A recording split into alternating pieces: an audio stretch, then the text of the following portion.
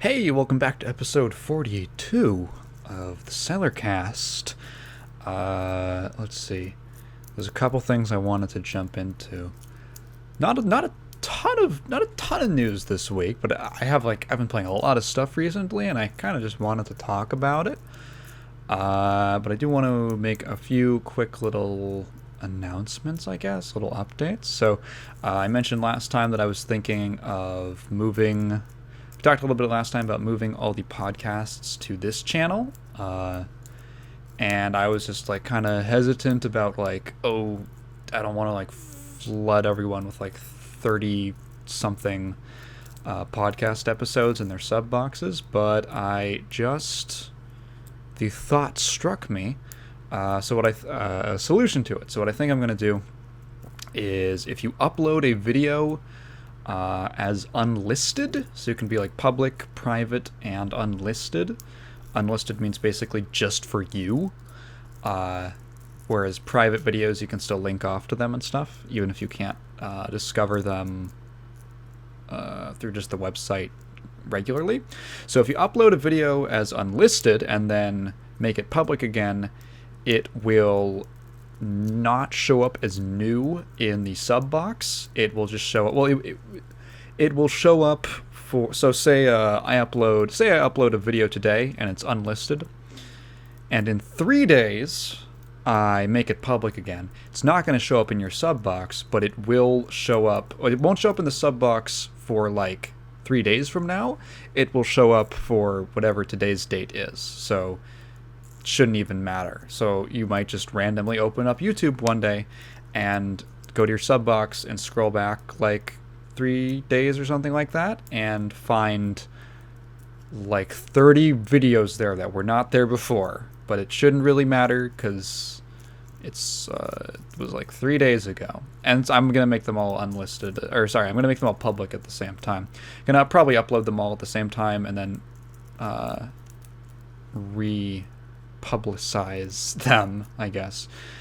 And then, because the ones from the old channel still have the original comments and all that on them, I'm just going to make the ones on the old channel private, and I'm going to add a link on all the re-uploads to the ones on the original channel. So if you're curious and you want to go read a full comment or something like that, or I guess just for preservation reasons, you can find it from the re-upload.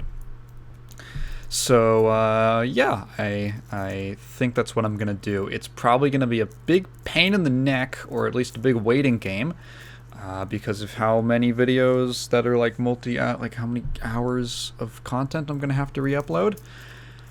But hey, I think it's probably the right move overall. Just to clean up the original channel and make everything a little neater, and I still get to preserve some of that, some of the original, I guess, history of the channel. Let's see. I don't think there was anything else I quite wanted to get into or announce. Oh, I did just see a headline that Square Enix trademarked something called Tactics Ogre Reborn, or something like that, in Japan, which means that what was it? The NVIDIA leak from way back, from a few months ago. Guess what? It's still probably right. So that's cool. I'd have to go double check what else was on there. One of those was a Final Fantasy Tactics remake, so dope. That's a really cool game. It's a really good game. It's probably the best Final Fantasy spin-off. Anyway, let's jump into the comment review. Have you guys noticed already that I got my magnets back? I'd lost them last episode. They were just on my bed, and I couldn't find them for some reason. Anyway, let's jump into the comment review. We have two comments here, or two questions here, I should say. First one comes from Lozy. He says, so I mentioned that on the last episode that people might not recognize that my name is in fact a name because it's extremely uncommon. And he says, here in Argentina, we had a president named Oh, how does he do that? Yeah, how do you say one of the accents over the O? Hippolito? Irigoyen. So there are quite a few streets with your last name. I guess it sounds weird for an English speaker, but in Spanish it reads perfectly. Yeah, so that's my Irigoyen is spelled with an I, and I actually looked this up because I vaguely remember that there was a politician named Irigoyen. So I looked it up again after I read your comment, and Irigoyen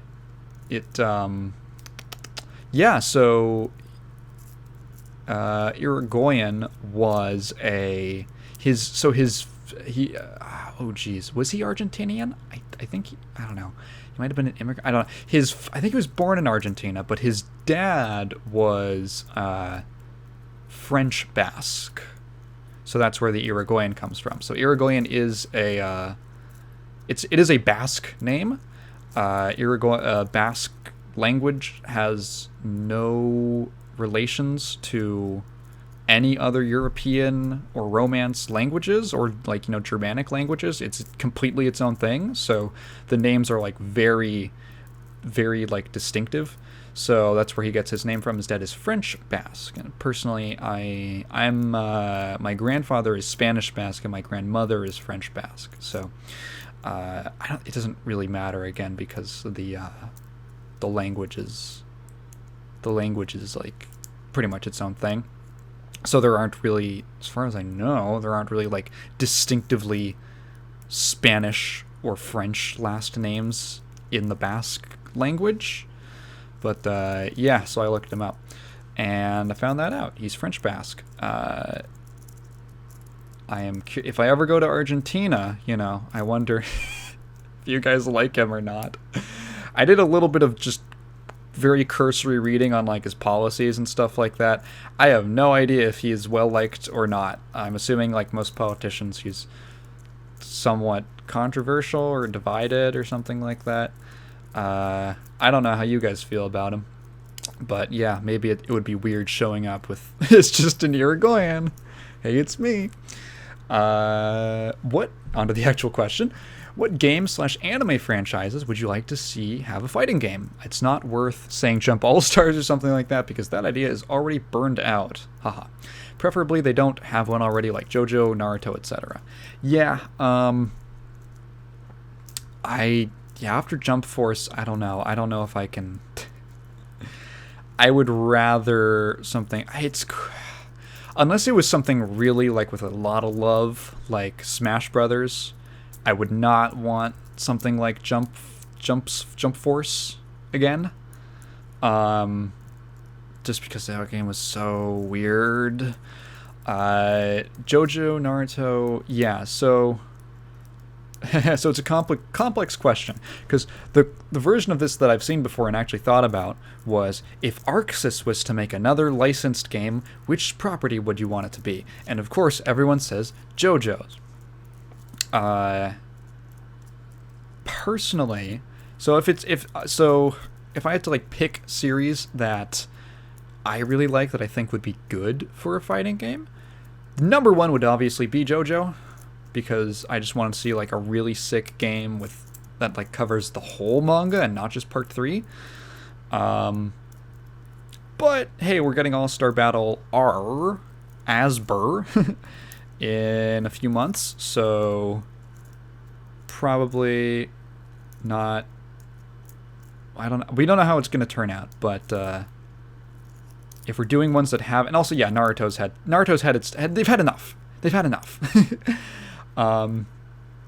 My number one pick would be Bleach. I am a Bleach shill. I understand. Every time you bring Bleach up, people are like, "Oh, Bleach." I feel like it gets an undue amount of hate from people who have never really watched it, or who got kind of burned by the amount of filler. Now, personally, I watched about half of the anime, or maybe, I want to say maybe 40% of it, and then I just jumped over to reading the manga. I kind of burnt out on it, and then I went and read the manga, and that's how I finished it. So most of it I've actually read the manga as opposed to the anime, and I would probably say that the manga is a better viewing experience, or better experience with the story. Because like the filler is rough, and it doesn't just extend to like the filler arcs or the filler episodes. Pardon me. It's in like the 5-minute recaps and the overly long panning shots, and it comes out in these other ways that just hurt the pacing of the show, and you don't get that in the manga. You just kind of get to understand the story for what it is and the flaws that I think it actually has. And I do like Bleach. I really like it. I understand that it has flaws. Calm down, guys. It's cool. I just think it's cool. It has enjoyable enough characters. The fights are cool. The world is fun. I really like Kubo's art and character designs. I'm just a sucker for really cool. I mean, the reason I came to a point in my anime watching career in middle school where I was like, I have to watch one of the big three. Which one's it gonna be? And I picked Bleach because I just thought it looked the coolest. I thought the character designs were the most appealing, and I think that translates perfectly into a fighting game. It's like, oh, it's a series that has way too many characters with really cool designs and like fun powers and a lack of overall themes. It's perfect for a fighting game. That's every fighting game. Bleach doesn't really have themes. It has more like leitmotifs or motifs. Motifs and leitmotifs. We don't get into that heavy overarching theme business, guys. So yeah, personally, I just think that like there's a lot of neat mechanics that you could have for a Bleach fighter, like, and when I say fighter, I'm imagining like, obviously the dream would be like an Arxis game, but I don't know. There's French Bread could probably make a cool one. Someone good. I'm imagining like a good 2D fighting game, or I don't know, even something like a really good 3D arena fighter. Maybe not arena. I don't know. It could work. Dissidia is really good. I was on a Dissidia duodecim kick the other day. God, I'm really upset about NT still. Anyway, yeah, there's a lot of like concepts that you could like from the Bleach universe that I think you could turn into some fun game mechanics. Like, basically every character in Bleach has an install. Everyone gets like 3 different forms that they could power up into. You have like the base version. I'd imagine it would be like, oh, you start out in the first release, because in Bleach their swords, they start off as just regular looking katanas, and they have what's called the first release, the Shikai, which is when it gets like a unique kind of look, and then they have their super form, which is the Bankai. So like you start out in the Shikai, because that's what pretty much everyone fights in, and then you could like power up into Bankai for like a super form or something like that. Like not necessarily an install super, but because then everyone would have that, but maybe just like, I don't know, like Overdrive from Blaze Blue, just like a form you pop and you go into Bankai. And it even makes sense because like most or a lot of characters can't like sustain their Bankai for super long if they're like less experienced or something like that. Like all the captains pretty much can just do it indefinitely, but like Ichigo, for instance, has to like continuously like power up with like hollow powers. You could have like 3 different Ichigos. It would be great. Actually, if I think about like how many, like, there's so many. It would literally be like Goku in Dragon Ball Fighters. So there's like 6 or 7 Gokus in Fighters. You could have like probably like original like Soul Society Ichigo, where he's got the big cleaver, and you could power up into Bankai, and then you'd need like the, I don't know, like would you make the hollow form a different one? You'd have to do Vasto Lorde as like its own thing. Oh, and it could be unique, like the Vasto Lorde form is just like super strong, but it like can't power up or anything like that, like it can't install. And then you could do like what else? The Fullbringer feels like, if you want to do Fullbring Ichigo, it's like that's way down the line DLC. Like, oh fuck, we're scraping the bottom of the barrel. Pull out Fullbring Ichigo. Take like the new Shikai, new Bankai one with like the cross, like the crosses all over the design. That one looks cool. when it's like fused with the full bring power. And then do like Blood War Ichigo with like the cool like scarf thing around his head, and like all the things when he comes down from the training arc. Yeah, just have like 3 Ichigos. I don't know. You could do like a lot of fun stuff. I mean, all the Arrancar would be there. They could like they would have like a single install. Actually, yeah, everyone could do like a single install. I'm just literally just off the top of my head things that you could do. You could have like, there's so many cool things with like, dashes could just be the teleports because everyone can freaking teleport in Bleach. You could have like a ton of air mobility because everyone can fly. You could have like different attribute. Like one of the neat things about all the different like races, I guess, in Bleach is that everyone's got like different powers. Like all the Arrancar have like, what I think it's like the iron skin or something like that. I forget what it's called in the Spanish that they use. So like, I don't know, they could have like armor on certain moves. You could do cool stuff. You could do fun things with it. And I don't know, I think it's cool. So like visually it would probably look dope because the entire like 60% of the reason I like Bleach is just that like the fights look cool. I'm just crediting it. I think Bleach honestly does have some really, like, overall I think it's kind of messy and like overly bloated, but it's got like good points to it. There's some really good like micro, like small scale things going on with terms of like characters. There's some like really honestly amazing when I say fights, that feels like I'm just talking about the action, but like what the fights represent and stuff like that. If you haven't read the Blood War, the 1,000-Year Blood War, which is the last arc that's getting adapted, that's a really good arc. I'd say actually if you enjoyed Bleach during like the Soul Society arc, the Blood War is basically just the Soul Society arc, but like again and more. And when I say again, it's not like they're just rehashing it. It's like the same kind of style where I feel like halfway through the series, the whole plot just kind of starts to meander, and Kubo like threw in a bunch of like really unnecessary fights and stuff because his editor just wanted him to make the Arrancar arc longer because like Ulquiorra was popular and shit. And it just kind of feels very like, this is too much. This is getting way too dragged out. Whereas the Soul Society was great because it's just like forward, forward, forward, forward. It's all, everything's happening at once. You're getting like a speed run of an anime arc, and it's dope. It's so much fun. You're getting introduced to all these cool characters. And then the Blood War is basically like the same thing. It's just like constant pressure, movement, going, fighting. There's always a fight happening somewhere. And you're finding out all these cool new powers that these characters have.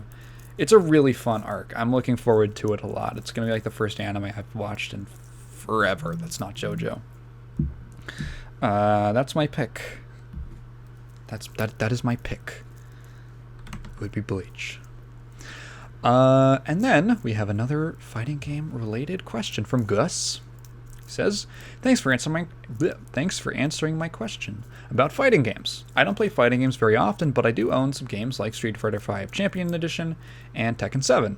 What I don't like about those games are the DLC characters. Take Tekken 7, for example. Older characters were absent, while Akuma was there from the start. Noctis from Final Fantasy XV was playable before... Oh, was it Lee or Lei? I'm not up on Tekken. I'll just say Lei or Anna Williams. I understand that the devs have to keep their game alive, but looking back, I had more fun playing Tekken Tag 2 because I have all the characters from the very start. What's your opinion on this whole season and DLCs in fighting games? Do you prefer to buy the whole game as a package or buying all DLCs one at a time as they're released? That is a great question because this is actually a discussion that a lot of people are having in the FGC right now.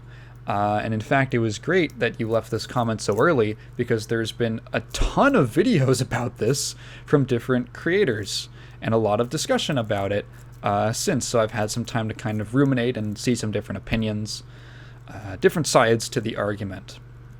Mainly around should fighting games go free to play or something like that. Some kind of version of that. Okay, so this is tricky because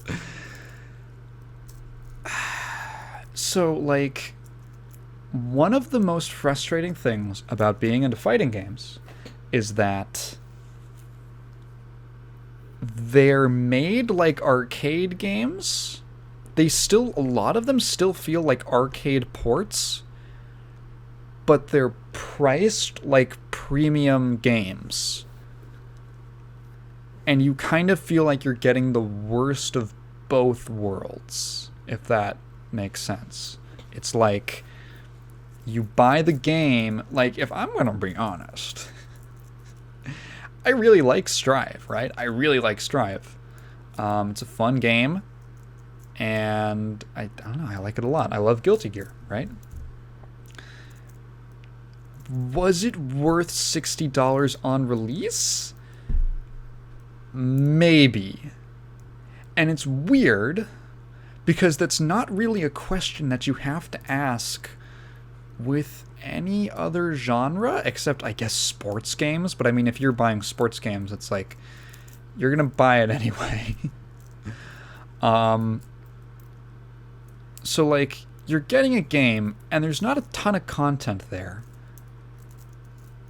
And then also you're paying a lot more over the course of the game's lifespan for characters. Now, mind you, this is a lot better than the previous model, which was we release a game and then 6 months later we have a new version that you have to buy again. That, like, for full price. That sucks. That sucked. Lord Knight did a video on the buying experience of, like, the BlazBlue series, which is like, you need to buy the update so you can get 2 characters. Because, like, if it was like an updated version, it wasn't just a patch, right? They didn't just get patched. It was like you buy the new game. Some of them had like free upgrade paths.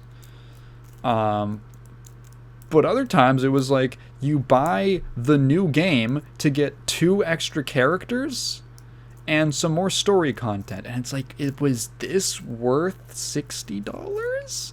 Because if you had the first version, the online would not work because you didn't have, because obviously you could play the new characters online. So if you don't have the new version, the game's online just doesn't work, because what if you play against someone who's using those characters? They don't exist in the game, in your version of the game.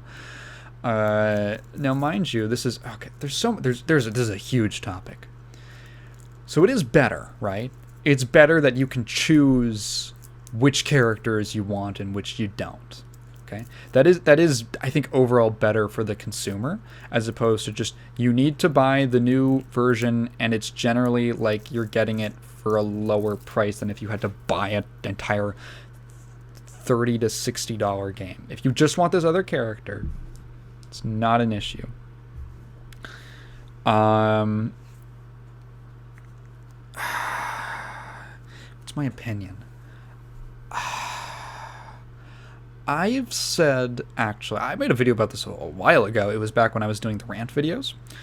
I think it was called, like, Guilty Gear Strive and What Fighting Games Need to Be Accessible, or something like that. And so, back in the arcade days, which I was not alive for, the barrier to fighting games have become much less accessible over the years. And when I say accessible, I'm not talking about difficulty or complexity or anything actually related to gameplay at all, right? That's not where the barrier to accessibility for the game comes in.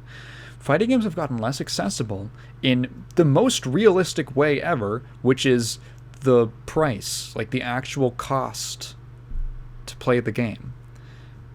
So back in the arcades, if you wanted to try a fighting game, it cost like 50 cents maybe. It cost like 50 cents, and you got to play a little bit and you get a feel for it. Like, say even if you want to play a couple games just to get an idea of it, like, what, it's going to cost you I don't know, $5 at most. That's like 10 games. That's like more than a lot of people know to like see if they like get a sample for if they even like it on a basic level, right? Now the barrier to entry is like, okay, well, you're gonna need a console, and then you're gonna have to. So the console is gonna cost like $300 to $400 to $500, and you're going to need to buy the game, which is like $60, and you're gonna need all this equipment set up. You know, you're gonna need a monitor or a TV, or if you're playing on PC, you gotta buy the PC. And again, like a lot of these are things that you just have incidentally if you're a gamer, if you're playing video games. The point is that like the upfront investment is a lot more, and then to also ask you to spend more on DLC and like further updates. Yeah, you do get the choice for whether or not you want to do it, but it's intimidating.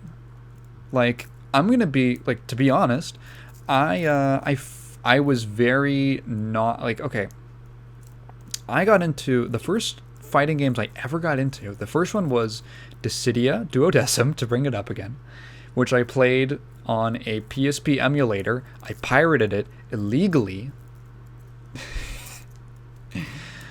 And I played it. I was like, because I was getting really into Final Fantasy, I was like, oh, there's a Final Fantasy fighting game. That's cool. Played it. I was like, this game rocks. I only ever played it just single player. Had a great time with it.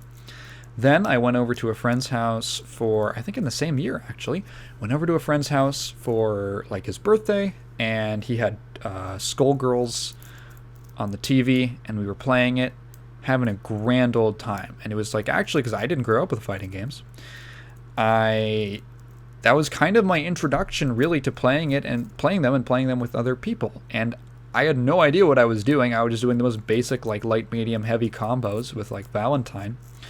And I still remember so clearly the only like win I actually got. Like, I remember the moment, and I was like, everyone got fucking hype. I was like, yeah, you fucking did it. And I was like, yeah, whoa, yes. And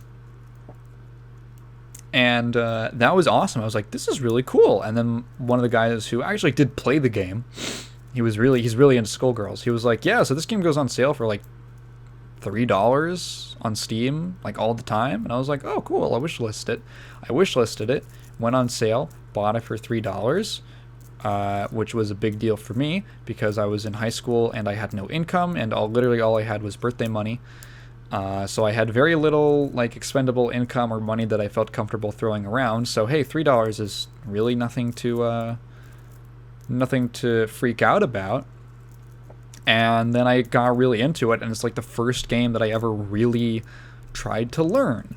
And I would not have had that experience if it had been $60, and that was it. If it was just $60 and there's just a ton, you're just getting hit with a ton of costs to look at the game. So like, before Street Fighter V, I had never really liked a Street Fighter game. I just never really enjoyed one that much. I tried Third Strike. I tried Alpha 2 or Alpha 3, I forget which one. Again, like through emulators, and I was just wasn't really feeling it. But I started watching a lot of Brian F. videos. I was like, this game looks fun, you know? He makes the game look fun. And I bought the base version of Street Fighter V, which had gone on sale for like $7, $15, something like that. So at a pretty reasonable seeming discount. And I'm not gonna lie, opening up the character select menu and seeing like a good 60% of the game's roster locked behind a paywall did not feel good. It was not a good, like,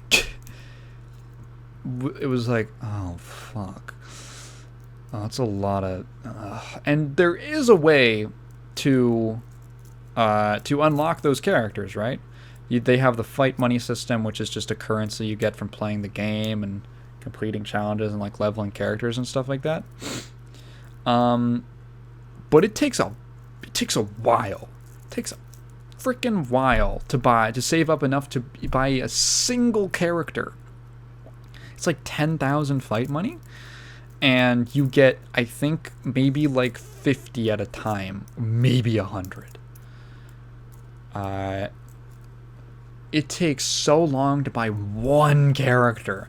And I remember looking at like Gil or something, and I was like, Gil looks cool. Let me spend my money on him. Let me spend my fight money on him. And then I played him. I just wasn't really into him. Well, great. That was like days and days of grinding that amounted to nothing.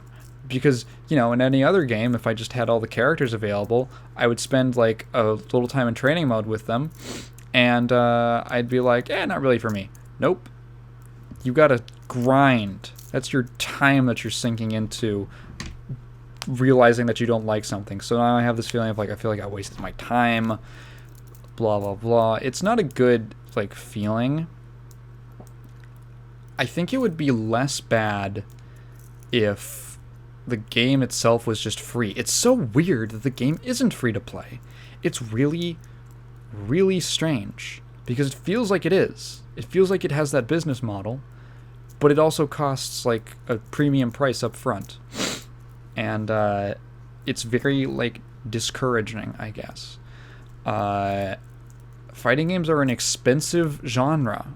And so when I made that video, and I still maintain this, I said I think the number one thing that developers and publishers can do to actually make their games accessible to new audiences is not to simplify the gameplay. It's not to it's nothing gameplay related, really. I think the number one thing was just to have a more approachable business model.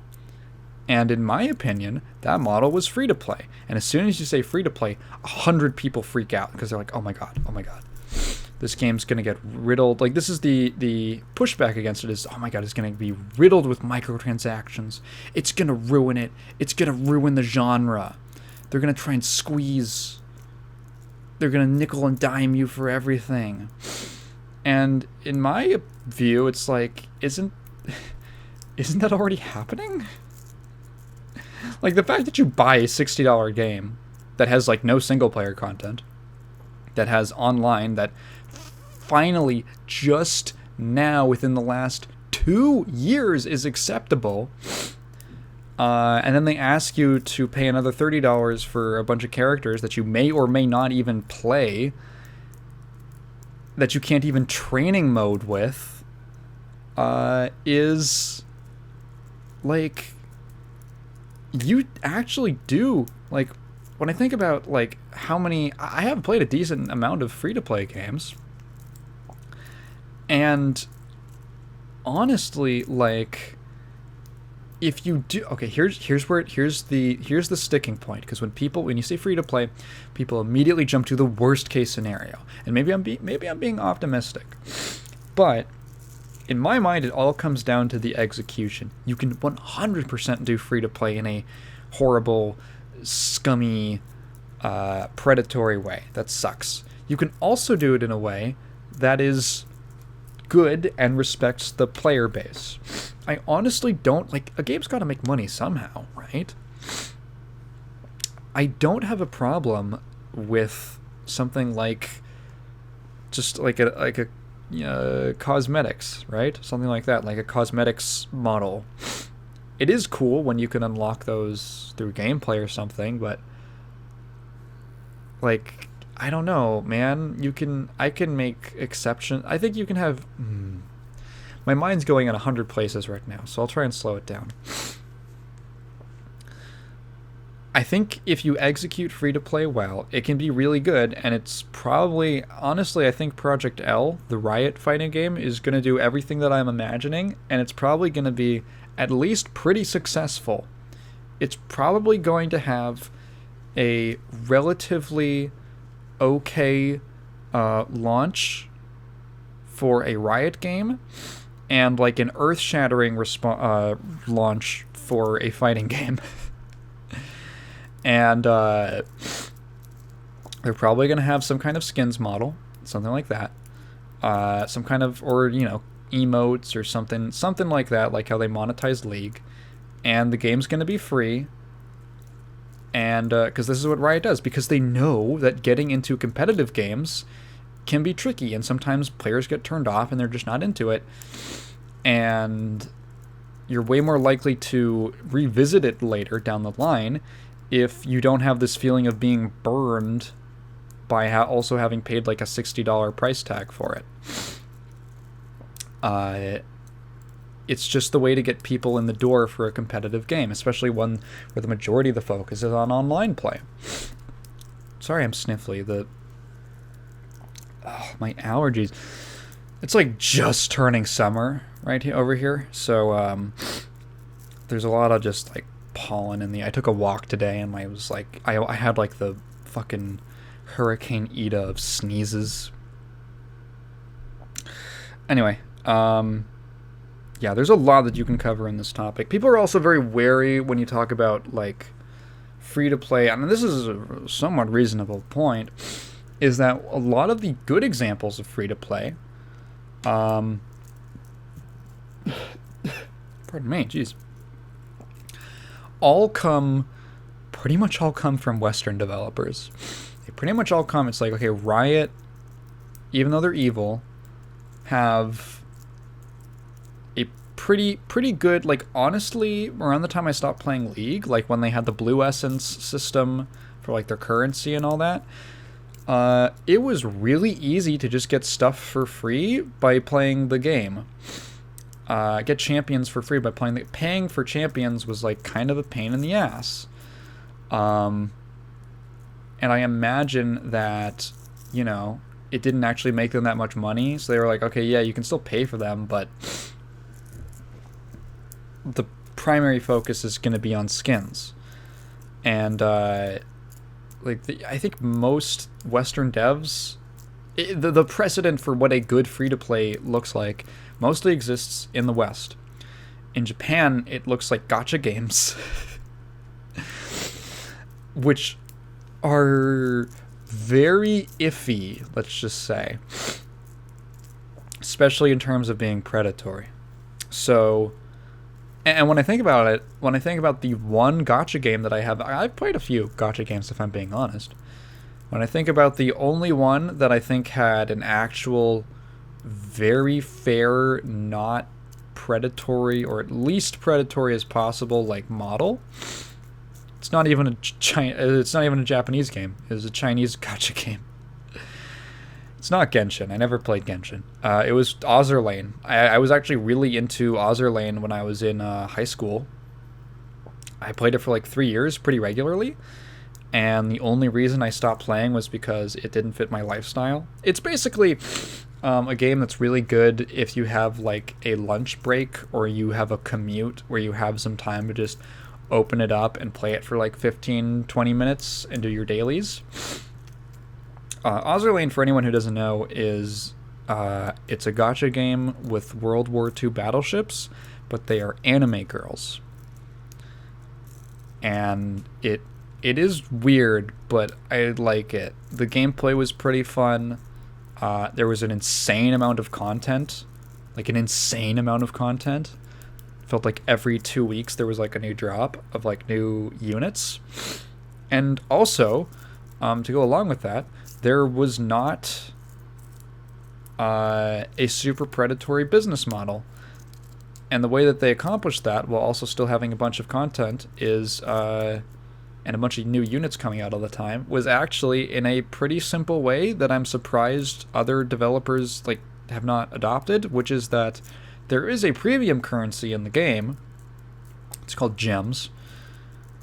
But you do not use gems to pull on characters.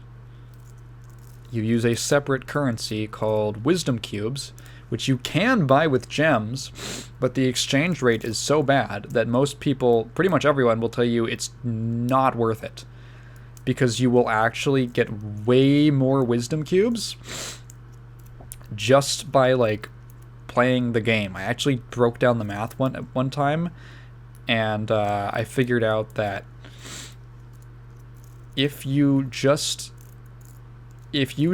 like just the dailies and the weeklies that give you cubes by itself, it comes out to like in a month you could make like, what was it? It was like 170 something cubes.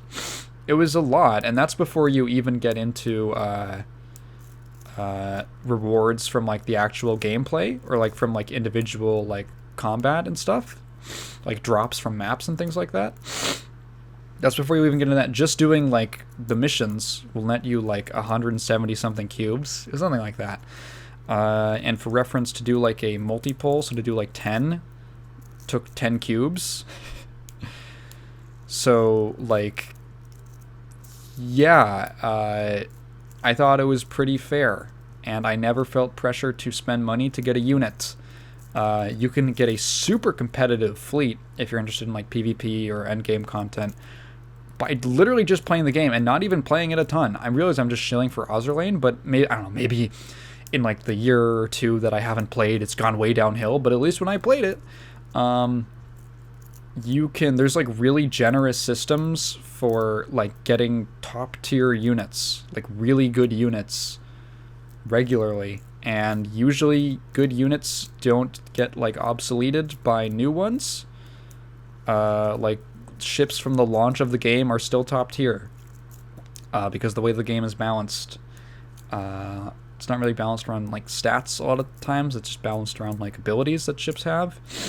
So yeah, I'm just shilling for Ozerlane. I mean, like they were able to do all this. So where they get all the funding is that they basically just had the same business model as League, which is where all of the funding or all the revenue basically comes from skin sales, because there were skins, and those cost gems exclusively. And at the same time, they gave out a bunch of free skins through like events and stuff. There was like, I feel like there was always an event going on, and if you like get a certain, they always had like milestones for getting like the event tokens, and you could like collect rewards at the different milestones, and like the final one was usually like a skin for a character or something. So you get like a decent, and when they do maintenance, they would just hand out free gems and stuff like that. Yeah, that is a model that I feel like was actually very fair for a gacha game, where the only time I ever felt like I had to spend money was to expand my dock, which is where you keep the ships, because I had too many characters that were worth keeping after like 2.5 years of playing, and I was running out of space. Yeah. So, I guess, Chinese, at least, what are they? Oh, what's the company? Yostar.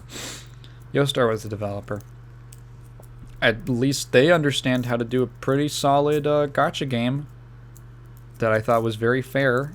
I don't know if Capcom, Capcom would do something totally dumb. I do not trust them to do... Honestly, it's the thing. It's like, I don't necessarily trust Capcom to do something not totally dumb with monetization. Yeah.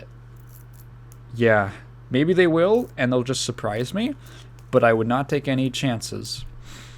Yeah, I think I'm personally for, in general, a wide range of business models in games. I think that like now that we're in a digital era and we're not bound to like physical stuff and printing costs and things like that and shipping and all that, you now have a lot of freedom to price your game and make revenue in different ways. Personally, I think if I had to pick a business model for like Street Fighter 6, I would say do the Halo Infinite model. Like, have online be free so that people can just, like, free, like the online, the training mode, things like that.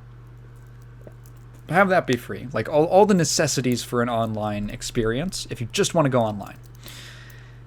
And then just have like and actually, like, don't cheap out on this. We're not making arcade games anymore, dude. We're making we're making premium games. So for the actual like $60, $50 game, have like an actual robust single player mode, just like Halo does. Have like a story something.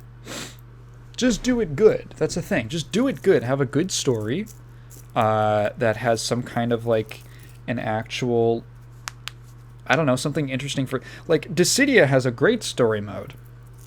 Like, you can talk about how good the writing is or whatever, but basically you're going through like a cool, like, almost adventure world where you're going through like different areas, and there's like optional battles that you can have. And then you basically go into like dungeons and like little in-between points, and you're on this sort of like almost like a board game where you are picking like paths to go down, and then you can run into random battles and collect excuse me, run into like random battles, collect items and stuff like that, or collect like bonuses for that like board and all that. And it's like really fun, and it's just like a really fun, simple, probably fairly cost-effective single-player mode. Just have something like that, you know? And you're getting cutscenes regularly after like all the dungeons and things like that advance the story. Just have like a solid single-player mode with, you know, combo trials, with other just fun stuff. Just add some like fun little extra stuff or whatever, so that you can say, hey, if you're casual, you're gonna get the game for $60, and you get all this cool single player content, and all the character updates are gonna be free, motherfucker. They're all going to be free. Or there's gonna be a way to unlock them free to play. If they are paid, you're going to unlock them free to play. Actually, fuck it. No. You are... every character's free. Add it to the game.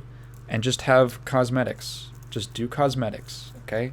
It works. It can work. Figure out new kinds of cosmetics. There was a dope thing in Xrd, which I can't believe that other games haven't adopted.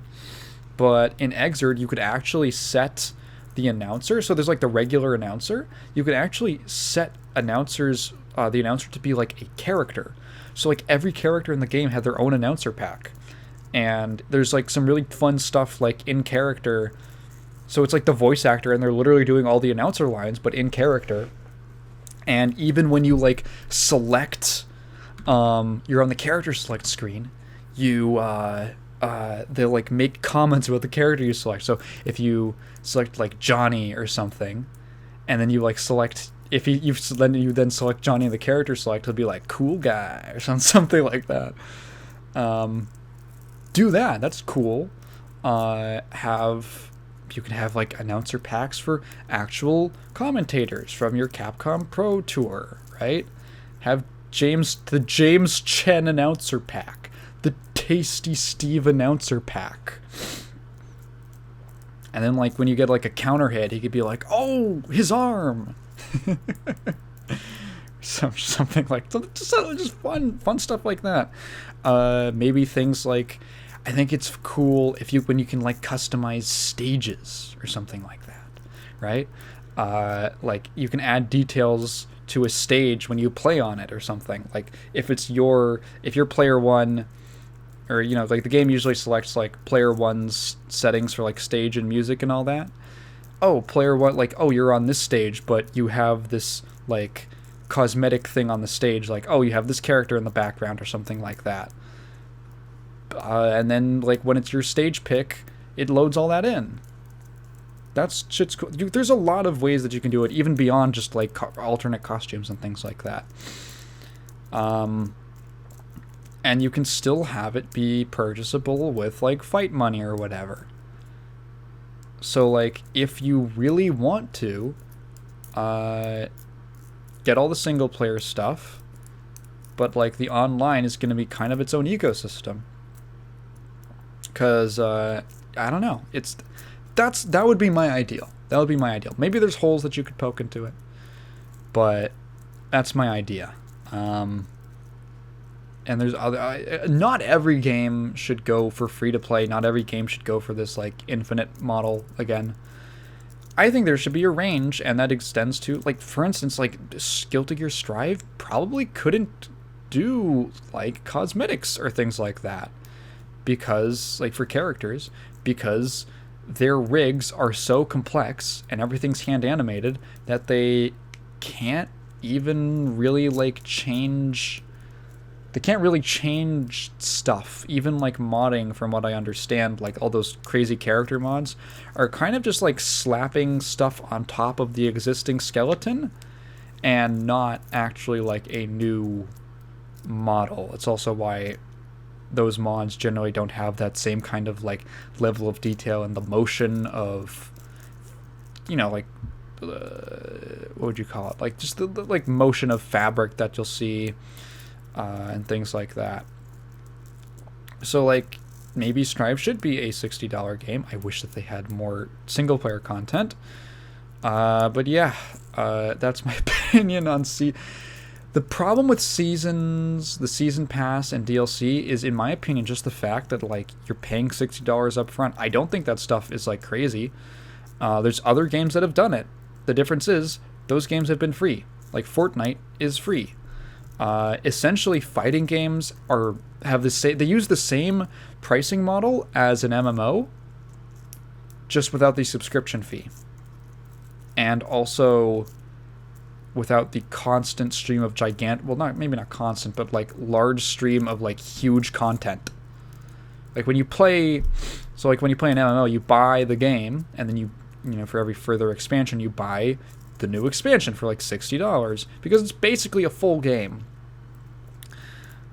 You're also paying, you know, a subscription fee on top of that in most MMOs, and that's because you're getting some amount of content on a pretty regular basis, and it's very meaty, right? Like you play FF14 today, there's so much shit to do in that game. It's 100% worth your money and your subscription, honestly.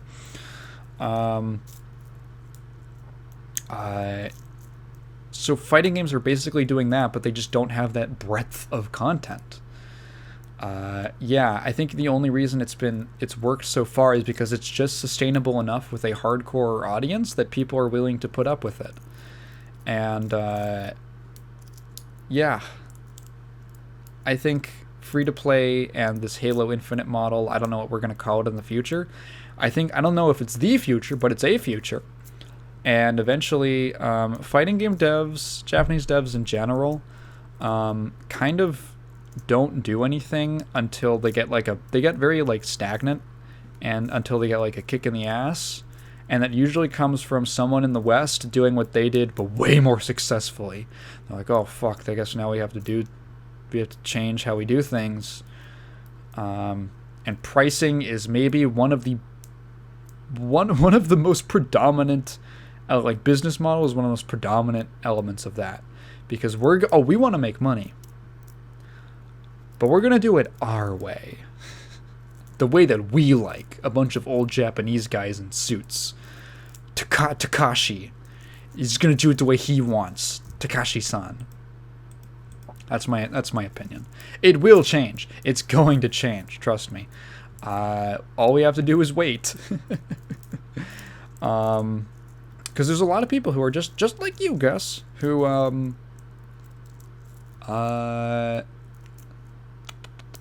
well, okay, so like maybe not exactly, but you know, my thing was like, there's a lot of people who I think would really enjoy the genre and just don't, because it's too inaccessible, because it's too much of an investment up front for something that they might not like and doesn't have a ton to offer besides the online, which is like, pardon me, which is like the online is like just the game. Well, if you don't really like the game, a lot of people would like the genre, but it's just too intimidating. A lot of people don't mind learning a bunch of shit, you know? People don't mind learning new skills and new genres. There's a lot of people getting into, you know, competitive shooters with TF2 and now Valorant and all that stuff. Like, dude, no one played MOBAs. League of Legends is so complex. No one played MOBAs before League, right? No, most people had not, but they got into it because it was free and it was easy and it ran on everything. Optimization's a different story, but yeah. So there's probably a lot of people who are in your position who are like, man, I'd like to. I don't know if you'd like to play them more often and can't just because of, like, you know, pricing or something, but there's a lot of people who are in that position. They're like, it's just not that appealing to me. Like, I don't feel like I'm getting my money's worth out of it, which is something as a consumer that is not fun. I've been talking about this shit for way too long. I could probably talk way more about it too. Could you imagine if I had someone else on this podcast who also was, like, into this? It would never. We could talk for like 2 hours about this, and we're closing in on a fucking hour. So I'm gonna talk about. We're officially done with the comment review. Holy cannoli. I saw. So on Friday, Kat and I went to see Sonic 2 and Knuckles. I guess I have some thoughts to share on it because it's gaming related, I guess. I don't know. I kind of wanted to talk about it. Most of the reason I wanted to talk about it is because the most interesting thing about the film was actually what happened before we went to see the film. So we went to this mall where there's a theater, and we've seen like every movie we've seen at this one theater, and every movie we've seen together. Actually, no, there was like one that we saw. Anyway, so we go to the theater, we get our tickets, and we got there pretty early because I'd gone over and we hung out at her house, and then we hung out with one of her friends for a little bit, and it started at like 6:15, and we were like, let's just drop us off at the theater. So it was like 5:30, so we had like an hour or about to just kind of wait around, and so we were just kind of sitting in the lobby of the theater, waiting for the our theater to open out and for people to come out, and, you know, basically we were waiting for the theater to start seating. And this woman comes out, this old woman. She comes out and she sees us waiting at like a table just outside, like, you know, the little cave of little tunnel of different theater entrances, and she goes, "Oh, did you two see Sonic?" And we see her, and we're like, "Oh, no, we're waiting for it," because Kat was sitting there with like 2 posters and 3 comics and a little Sonic plushie she brought. She was decked out. So we were like, "Oh no, we're actually waiting for the next showing." And she goes, "Oh, it was wonderful. You know, kids loved it. Parents loved it," and she just saw this movie on her own, right? And then we're like, "Oh, nice." And then she looks at us and she goes, with 100% sincerity, she goes, "You know, if we ever meet Sonic, I hope he's on our side." And we just look at her and, like, we don't know what to say. And then she goes, "Yeah, you know, the nicest thing, there was this little girl going in when I was going into the theater, and I looked at her and I said, 'I'm 74. And she looked at me, and you know what she said? She said, 'I'm 4. Isn't that so cute?'" And we're like, "Yeah, that's cute." And she goes, when you guys go to space, promise me you'll do a better job than we did down here." And we were like, yeah? And she goes, "You know, you can't do much worse than we did, well, with Putin and all that." And then she just walks away. And the 2 of us just kind of looked at each other, and we were like, the first thing Kat says to me after like a moment of silence is she goes, "Did you catch that?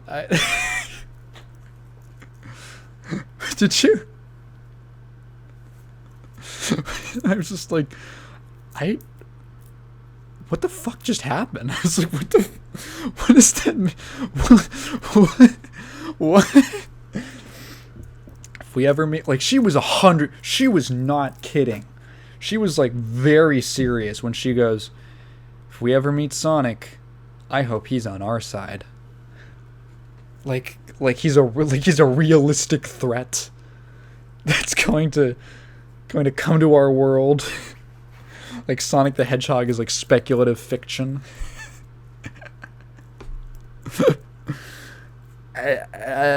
Okay. And honestly, that's my thoughts on the movie. You know, if we ever meet Sonic, I hope he's on our side.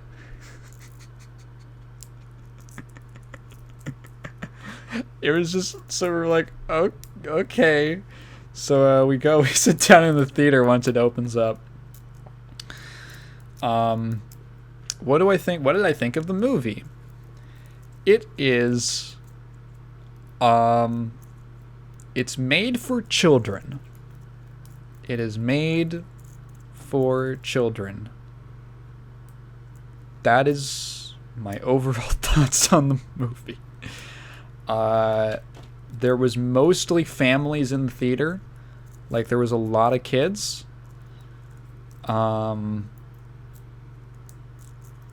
It was probably the most packed viewing the two of us have ever been to for any movie. I haven't been to a theater that had that many people in it since I think I saw Rise of Skywalker by myself on Christmas Eve.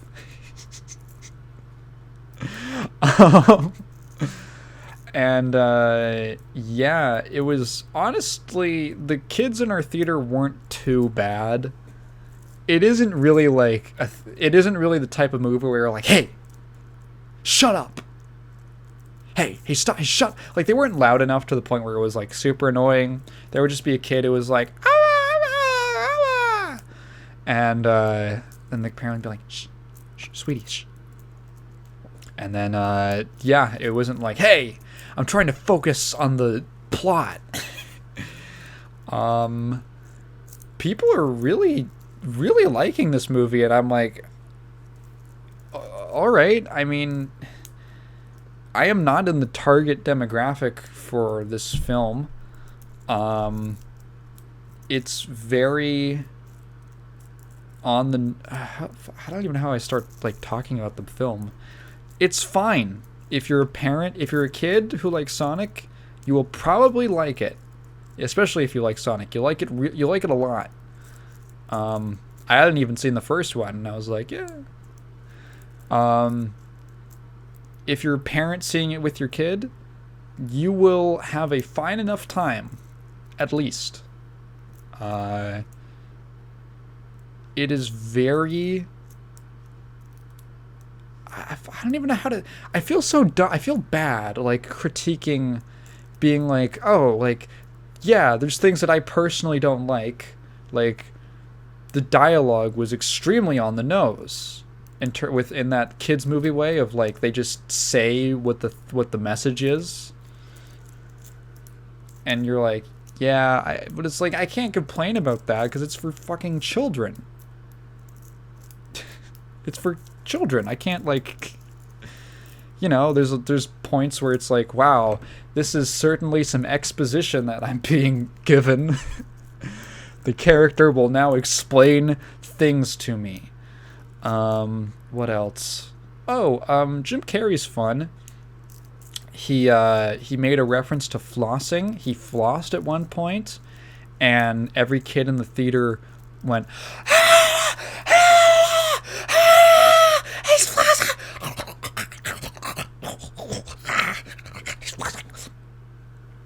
There was that. I thought it was very amusing that he has his little Indian simp guy. I think the character's name is Stone. And he just maybe he's not. What if he's Pakistani? What if I really fucked up? Let me look up Sonic 2 IMDb. Alright. Please be Indian. Come on, please, please. Come on. Okay, where is he? Okay. Lee Majdub? Majdub? Lebanon. Really? No, I'm just racist. I just assume. You know how many fucking people are in India? I feel like if you see a brown person, you're like, okay, it's got to be India or Pakistan. Like, I got a 50-50 shot. Lebanon? How am I supposed to guess Lebanon? Lebanon's a cool country. Sonic Prime TV series? What the fuck? What is this? Okay. Anyway, yeah, he is like hilariously gay for Eggman. I really loved it. I wish there was more of that in the movie. I love that shit. I love just him being like, oh my god, it's Eggman! And he's like making like little latte art of like Eggman's face with like little hearts. There were some cute references, like this like coffee store that he works at. It was called the Mean Bean. I was like, oh, it's cute. There's a point where someone, I think he holds up like an instruction manual for something, and it's like the exact same style as like a Genesis game, the instruction manual for a Genesis game. I was like, that's cute. What else? I feel like there were some other, there was like points where it's like, oh, this is very clearly like inspired by the level architecture from the Sonic games. Like, what is it, Angel Island Zone? Like one of those, it's like one of, you know, stone temples with like, it's got like a look to it, you know? Just picture like a classic Sonic level with just done, you know, like a temple themed Sonic level. And pretty much just looks like that, just kind of realized. Or what else? It pretty much, most of the movie kind of just like rehashes beats, not rehashes, but it's basically just doing stuff from Sonic 2 and 3. So you got like Tails and then Knuckles and the Chaos, the Master Emeralds with the Master Emerald made up the Chaos Emeralds, and you're going on a quest for them. I don't know. It's fine. I guess my basic there's this one weird scene where they have this thing, they set it up that like Tails can like make little hologram copies of himself. And the scene that they do it in is, well, number one, it's this very difficult to watch for me dance off scene. Like they do a dance battle, which is like, I like mildly cringed at a lot of things, like a lot of the dialogue. That was like a full-on cringe. I looked at Kat because they start playing Uptown Funk, and I just look at Kat. I'm like, babe, they're doing it. Anyway, so during this dance battle scene, well, when they're dancing to Uptown Funk, Tails makes a bunch of like holograms of himself, and they all start like speaking. And for some reason, I don't know if this was just our theater, but the mixing on the holograms is way too loud. It is like significantly louder. Like everything that the holograms are saying is significantly louder than the rest of the film. And I'm being assaulted on all ends by like miles Tails per hour taunting me, and it just get out of my head. Get out of my head. Oh, Tails is in my walls. And yeah, that was like one weird thing that I noticed. There's a human. Okay, I feel like I'm probably like the outlier on this one. There's like a human subplot in this where like Sonic's his like adoptive couple that he lives with, who kind of adopt him, his like daddy and mommy. They go to like a wedding in Hawaii, and they keep saying the Four Seasons. You're in the Four Seasons Hotel. You're at the Four Seasons Hotel. I weirdly enjoyed that more than the like Sonic bits. I don't know, like The acting's pretty solid. They try. I kind of just liked seeing humans have this weird little thing with the wedding. I actually enjoyed that stuff the most. I'm probably a way outlier. Most people probably find that shit boring. I don't know. I liked it. I don't know. I just kind of it felt like I was watching I don't know, something else. It sounds really harsh. Jesus Christ. Like, it wasn't that bad. It was fine. It was fine. I can't even think of anything else to really say about it. There's a post-credit scene. Oh, I really like the credit sequence. That's a weird thing to point out. I really like the credit sequence. It's like just like a really pleasing, like, pixel art recreation of, like, the plot of the movie. And it's really nice. I liked it a lot. And then there's a post-credit scene. And I guess skip to the next section because spoilers, I guess, for the Sonic movie. But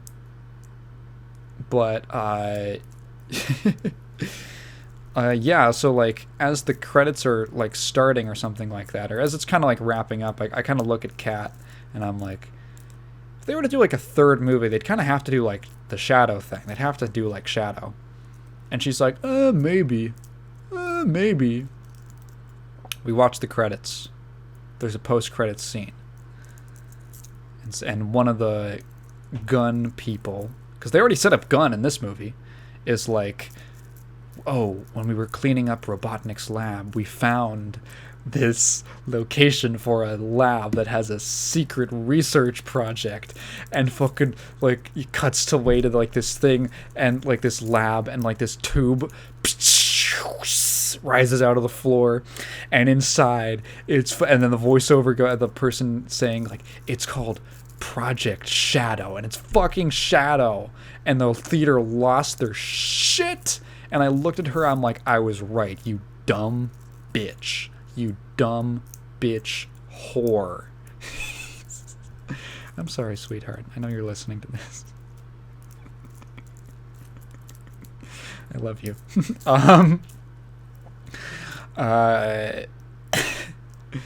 So yeah, I was like, well, that's like gotta be the one. I can't think of like any other major. The Sonic series has not had any like significant plot developments since like Sonic Adventure 2. Actually, more like since Sonic 06. They just massively scaled back. They were like, oh no, people don't like Sonic games having stories. It's just gonna be comedies where nothing like of relevance happens. Like, what are they gonna do after Shadow? The fucking werehog? They're gonna do the even more furry Sonic movie? Yeah, there's a lot of points in the movie where I was like, I feel like Sonic could solve this by just going really fast. And I've seen like defenses of this, like there's people really trying to defend this movie. Like, it didn't bother me, it didn't destroy the film for me. But I was like, there's defenses that are like, oh, Sonic likes a challenge. And I'm like, really? Because he seems like really scared and like he doesn't know what to do, or like he's freaking out, like he doesn't know what to do. And I'm like, shouldn't he know that like he can just solve this by going really fast? Because like he does it at the start of the movie, like he has to clean something up really fast, and he does it in like 5 seconds. But like, oh, there's a part he has to grab something off the bottom of like a guy's shoe. He could just do it in like a second. He's guy's like 5 feet away from him. He could do it super fast, and then just like get out. And like, is that where he likes the challenge? There's really nothing that like even like implies that in this film. Like, yeah, maybe like other Sonic does, like in other adaptations, but like not this one really. He just kind of like doesn't want bad things to happen. I don't see like none of the problems. If he really liked a challenge, I feel like he would like do something himself on accident, but he doesn't really. It's just kind of things showing up that cause problems for him. It's not like because he likes challenging himself, and then it like goes too far. Yeah. Anyway, yeah. So that was my thoughts on the Sonic movie.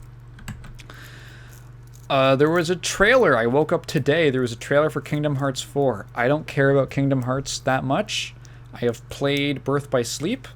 I thought it was pretty cool. I thought it was fun, if very silly, but enjoyable because it takes itself very seriously. It's silly. It's kind of in this nice spot where it's very dumb, but it takes itself seriously enough that it doesn't feel like a farce. It's enjoyable in a very weird way. You're like, oh, haha, it's kind of silly. Like, oh, it's, Donald Duck and Goofy, but oh, there's kind of like serious stuff, and the characters take it seriously. I've always kind of enjoyed that about Kingdom Hearts, that like you can take it seriously, but you can also laugh at it if you want to. It's always a fun element to have for like a series. Yeah, so I think they already said that like, oh, Kingdom Hearts 3 is not the last game, it's just the end of the Xehanort saga. And so 4, I guess, is starting a new plot line. I hope it doesn't take 20 fucking years to resolve again. Please, pardon me, please don't do that. Yeah, so people are kind of freaking out over this trailer, and I watched it. The actual announcement starts with like, I'm like, oh boy, new Kingdom Hearts game, and it starts out and it's like the storybook, like cartoon mobile game, and I'm like, wow, Kingdom Hearts 4 looks great. Because did they not give this game a budget? Nah, I was like, okay, this is like a spin-off thing. Then they get to the actual trailer. And,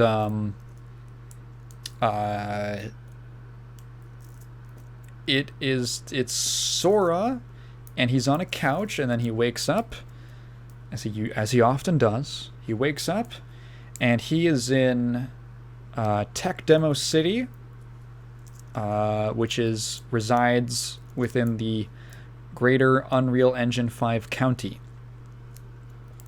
Yeah, so it's like a very realistic city with like real looking people and not Disney people, because I guess this is supposed to be it's like the afterlife or something. There's a character who calls it the afterworld. It's just some Kingdom Hearts gobbledygook nonsense. I would say it looks good. However, I know in my Kingdom of Hearts that this is a tech demo. This is a demo. This is not what the game is going to look like. This is literally just a proof of concept. They took the most generic looking Unreal Engine 5 city, and they put a mock-up gameplay sequence. It might be real gameplay. It's probably just like a 1-minute playable demo, if it is even playable at all, in the Square offices, to give a general idea. This is not what the game's going to look like in the final product. And by that, I don't mean like it's going to look completely different. The art style probably going to remain about the same. Might see some tooling up or something like that, some more developments. Gameplay this is just a general idea to tell you what they're going for. This exact sequence with like the big heartless monster falling in the city, and then Sora doing this little Spider-Man swingy dingy around, and then shooting a big cone at it from his Keyblade. That sequence will, in all likelihood, not, like, that specific thing is not going to be in the final game. I can almost guarantee you that. It's just to give you an idea of what they're going for. Is it going to be good? I have no idea. What is nice is I hope that they at least have the hindsight to see, like, I don't know. I hope they make a plan. I hope they make a plan this time of, like, here's a beginning, middle, and end for this new storyline, this new multi-game saga. Because the reason Kingdom Hearts is so confusing is that, like, it's kind of like Harry Potter, where, like, you read Harry Potter and, like, every individual book makes sense, but when you put it together, it's like, wait, why Why is the... Why, what? Because J.K. Rowling just kind of like wrote them sort of like, oh, I'll just make up a thing right now. And, yeah, so Kingdom Hearts is basically written like that. Like, oh, they had like a general idea of where they were going, but, hey, who's got an idea? I've got an idea. And so every individual Kingdom Hearts game makes sense. Like, it's a beginning to end story. But when you put them all together, it gets like stupid. It gets you're like, what is going on? Like, why? What? Hang on, what?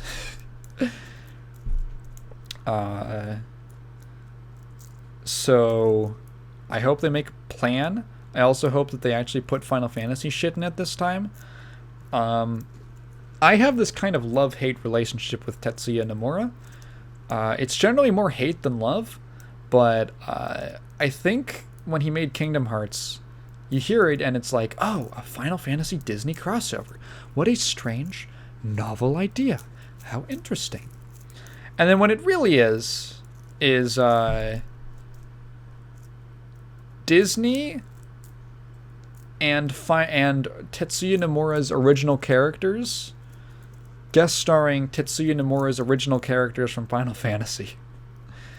For anyone who doesn't know, there is a heavy leaning in the Kingdom Hearts games in terms of like the Final Fantasy representation. Heavy leaning on only characters that Nomura designed. So 7, 8, and 10 are the main ones that show up. It's Cloud, Sephiroth, Squall, Yuffie. Yeah, Tifa's there. I forgot. It's the 10-2 girls. I forgot it was the 10-2 girls. Not even FF10. It was like the 10... Holy cannoli. So... Yeah. It really feels like Nomura is just kind of... I don't want to say like masturbating, but yeah, I will say masturbate. It feels like he's masturbating his own creations off. And if you're down for that, all right. But like, hey, my favorite game is 6 in the whole series, you know? Do any Final Fantasy 6 characters show up? Yes. In Kingdom Hearts 2, Setzer. Oh my god, Setzer's my favorite character from 6. Setzer shows up for 2 minutes for an optional side battle. And then he disappears. And they wasted a cool look for Setzer on that. That is all that he gets. That is all anyone from 6 gets. 6, which has some of the best characters. Some of the best characters in the whole series. Not gonna use them. Kefka? Kefka would be such a... When you look at like the themes of Kingdom Hearts, you're like, oh my god, dude, fucking Kefka would be so perfect in this game as like a villain. Kefka and Sephiroth together, holy shit, that would be badass. And you look at the other games, you're like, oh my, Final Fantasy IV, Cecil literally like goes on this pilgrimage up a mountain, and he goes from being a dark knight to a like paladin of light. Light, darkness would be literally perfect for a Kingdom Hearts like section, like a section of the game. Like you gotta go to a Final Fantasy IV planet or whatever. You meet Cecil, and you gotta go up, and he joins your party, and he's like an optional like party member, and then you like travel up this mountain, and you go through this whole thing, and it's just like when he goes up the mountain in 4. But there's like some Kingdom Hearts shit going on at the top, and then you have to fight like his clone or his doppelganger or something like that, which you do in 4. I'm serving this shit to you on a platter, Nomura, and you're not taking it. Why? The Keyblade system is already actually kind of similar to like the job system from Final Fantasy 3 or 5. Just lift the one from 5. Like, you could level up Keyblades and they're like jobs. I don't, just like do something, dog. Like, with the other games, there's so much good FF shit, and like, yeah, I know 7 and 8 are beloved and all that, but like, there's other cool stuff. There's other dope characters and good concepts to lift for a Kingdom Hearts game, and I don't know. I want to see some like cool. I don't know. I want to see that stuff. I want to see the broader representation, and I hope... I mean, there wasn't even any Final Fantasy stuff in Kingdom Hearts 3. They had to wait for DLC to get, like, these major plot lines resolved, because I think literally in their own words, it was to make time to resolve the Kingdom Hearts storyline of the original Kingdom Hearts characters. Like, what the fuck? Dude, do you think you got a little carried away from what this was originally supposed to be? That, like, the main, like, one half of this crossover, it gets ignored because you have to resolve this absurdly convoluted plotline for your own original characters, of which you've made, like, 700? It's like Bleach. But Bleach wasn't a crossover. Yeah. Just give some extra, like, I don't know, man. So to give some love to the other parts of the series, it would be cool. It would be rad. I want to see it. Yeah. They no details about a release date or anything like that. So for Kingdom Hearts 4, I'm assuming within 2 years we're gonna at least have more news about. I mean, they've gotta. I don't expect any more announcements until like a year from now. Like, this is so early that, again, like, this is literally just proof of concept. So if they have anything, it's probably they're going through like an extreme like prototyping phase right now, and you're not even going to see a teaser or much less a trailer for a year plus. So hang tight. I've been playing a lot of games recently, and I want to talk about them.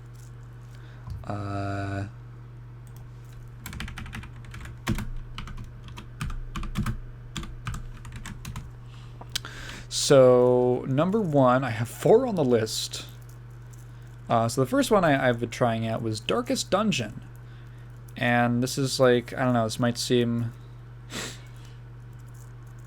I guess I really missed the boat on Darkest Dungeon, but I'm finally getting around to it. For anyone who doesn't know, Darkest Dungeon was an indie game from like 2015? When did this game come out? Was it 2015 or 2016? I want to say it was 15. I feel like I was still in Illinois when this game came out. 2016. Oh, okay. I'd already moved. Oh, but it was in like early... No, wait. It was in early access for a while. So, Darkest Dungeon, if for anyone who doesn't know, yeah, so it's an indie game from 2016. It is essentially... I talk about sometimes about games where it feels like someone had like a really cool idea and they just did it. This game feels like one of those. It's basically you assemble a party of adventurers from a wagon, and you have this like base of operations in this town, and all the buildings in the town are like, there's kind of like 2 sections. There's going into the dungeons, and then there's in the town, which is like your prep time. So in the town you have all these like buildings and stuff which serve different functions, and then one of them is like a wagon. You get adventurers from the wagon, and then you go into dungeons and you do the combat RPG stuff. So you basically assemble a team of like 4 characters, and you venture into the dungeon. But hey, hang on, there's a twist. Basically, the premise is that one of the main things with the game is that it's got an extremely... the game is based around this kind of like stress system. So as things happen, or as you just progress deeper into the dungeon, your characters get more and more stressed. They have a stress level that builds up, and at 100 stress, they gain a like new status effect essentially. And it's usually negative, but it can sometimes be positive. It's kind of geared towards being negative though. So when they'll gain like a negative status effect where, like, for instance, they'll become like masochistic. And if they're masochistic, they're obsessed with injury and all that. And so they'll do things like push themselves to the front of the party, or like attack, do things that like you didn't. Maybe it's like your one of your support characters, and you want them to use one of their support abilities, but instead they push themselves to the front of the party, or they just do like a melee attack against an enemy when you didn't want them to do that, just because they're masochistic and they want blood. They want to see blood. Also because party order actually matters in this game, like the order that your characters are placed in. So that can like throw it off. So if there are other times, if they're masochistic, they can like refuse to be healed. They can only heal by like eating food. But if you have a character who can heal, they will literally just like, you'll select them to be healed and they'll say like, I don't need healing, and then they will just not be selectable. They will refuse it. The worst one that I've encountered is abusive. So essentially, when a character becomes abusive during combat, characters like will make remarks and things, and they'll like sometimes talk to each other during combat.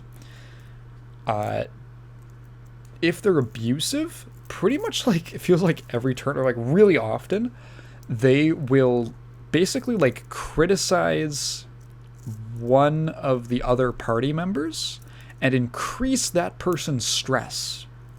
So like, for instance, if they get anything other than a critical hit, or an enemy, they get attacked and they don't dodge or something, the abusive member will then be like, they'll just, they'll say something insulting to them. They'll put them down, and it'll increase their stress.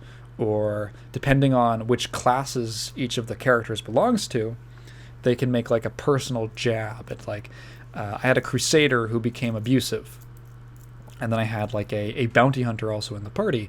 So the crusader will like put down the bounty hunter as like, some kind of godless heathen or something like that. And it'll increase the bounty hunter's stress. And that's bad, because when people start getting stressed out, things start going very downhill because of these effects, these status effects. Characters can also have, they're called quirks, which are basically just bonus character traits that can be either positive or negative, and they can be affected by things like how high their stress is. Like if your stress is high, you lose speed. Your stats go down, or sometimes they'll go up. There's an entire like light level system in the game, so you have to like keep your you have like torches which can increase the light level, and then it'll burn down over time and as things happen. And depending on the light level, you'll sometimes have a higher chance for enemies to to have crits against you. You'll have a higher chance for being surprised. So like when you start a battle, if you have a high light level, you might surprise the enemy, and you'll basically get 2 free turns for your party. If you're surprised, your whole order will get like jumbled up. And again, that can be really bad because of the party order system. So characters have abilities that can only be used when they're in certain positions. Either like, I've just been calling it like back. I've been calling it like front, second, third, and back, just in my like back line in my head. It's like ordered from left to right.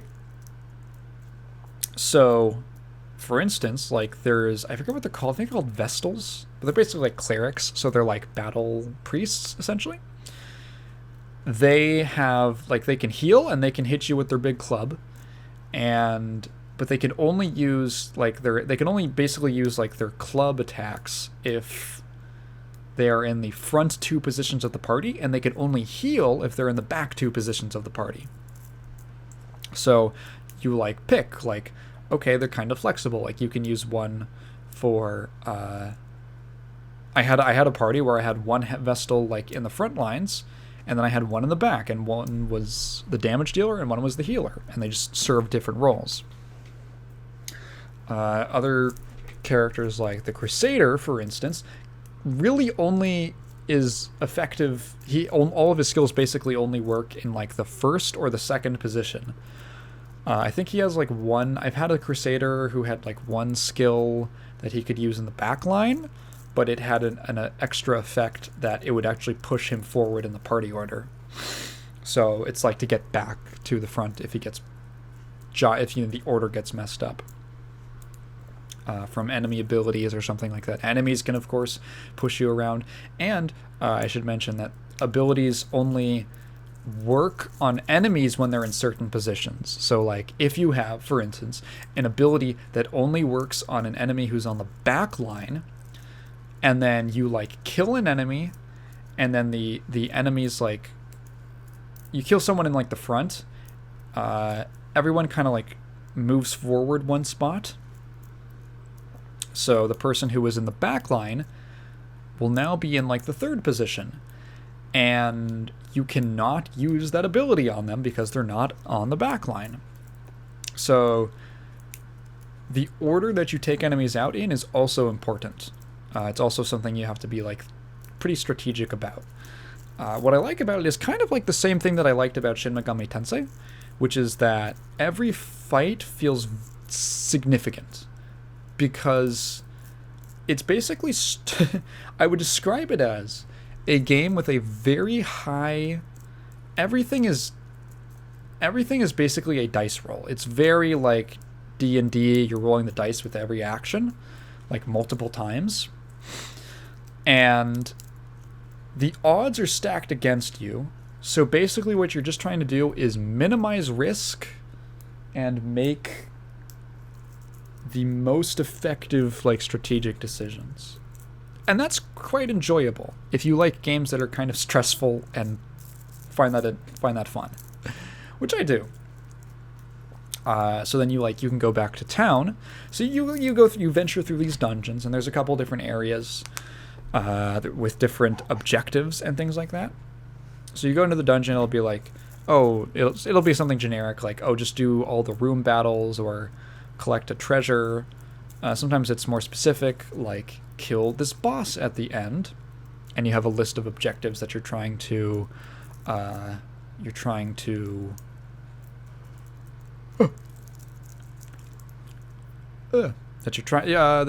tick off essentially. Then you come back and you go to town, and in the town there's a bunch of different buildings that serve different functions. So there's ones where you can level up character skills, you can level up characters' equipment. There are places for you to lower a character's stress level. So like there's the Abbey, for instance. So there's like a couple different, you basically just drag your character into like one of the slots on the Abbey, and then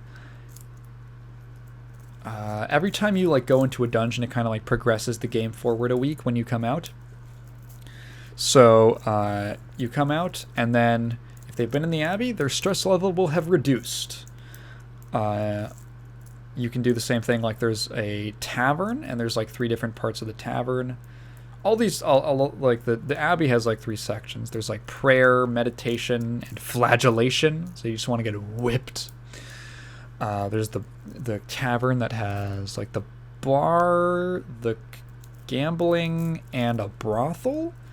And then that's important because characters have quirks that actually can affect which places they can go into and can't. So for instance, there's one that's like Templar, which I think is just a really old-fashioned word for like a drunk. So if your character is a Templar, they can only relieve stress by going to the bar. There's characters who have like, it's called like deviant tastes, and which means that they are banned from the brothel. They were too freaky for the brothel. They're not allowed back in. Sometimes characters develop skill, like I put a character through the Abbey in like prayer, and they saw something. It doesn't go into detail. They saw something while they're in there, and they get turned off of religion, and they will not relieve stress through like religious means, through like prayer or meditation. So these are all things, and then you can like treat them. There's like a place where you can treat. There's the sanitarium, I think, where you can treat quirks like that. And then also there's like, you can also treat like diseases your characters pick up that affect their stats and all that stuff. There's a lot of stuff in this game. This was a game that like came out and it got updates for a while, right? Adding a lot of systems, and I really enjoy the way that it comes together. The classes are pretty neat. They have kind of randomized abilities, but they follow like there's like so many skills that a class, like a character will have depending on their class. So like sometimes you get, so like some of my Vestals, some of them can heal, some of them cannot, and they can only whack stuff. Some of them, did I say can only heal? Yeah, I might have. I forget what I said 5 seconds ago. It's fun. It's a fun game. It's got management aspects. It's got a really cool art style, actually. There's like it's like a kind of like a dark, like storybook kind of vibe. What else? It's very foreboding, I guess. That's how I would describe it. Through like the music, there's a narrator. There's a narrator who's like your ancestor, I think, who's like narrating basically like constantly throughout the game. That's cool. Yeah, I don't know. It's good. It's a cool game. Check it out. Pick it up. There's a sequel coming out sometime. I think there's like a demo or like an early playable build for it. Yeah. Check out Darkest Dungeon. OpenTTD is the next game that I played. I am gonna like timestamp this shit so that I know when I do the chapters that I what to put down. OpenTTD is Transport Tycoon Deluxe. So it's a game I think from like 1995 or so, maybe I think a year or two earlier. Anyway, it's an older game, and it has I guess it's like open source now? The rights lapsed? Something happened. I don't know. You can get it on Steam for free, and it's open source. So, Transport Tycoon Deluxe. It is a game about building transportation systems on a large landmass. It has some very appealing pixel graphics. It's got an isometric view, and you are pretty much just building out a transport business, doing things like you start off with like a map that's randomly generated depending on parameters that you set. There's even like different like tile sets and stuff like that, so it's neat. And then there's a bunch of different resources and locations on this like map, which includes like industries, it includes towns, forests, different landscape, different heights, all sorts of different topography and geography. And essentially you're just building out a business. And it is very engrossing once you get into it. So like for instance, it's got, let's see, the main transport things, or the main like industries are road, rail, air, and water. So you can build rail lines between,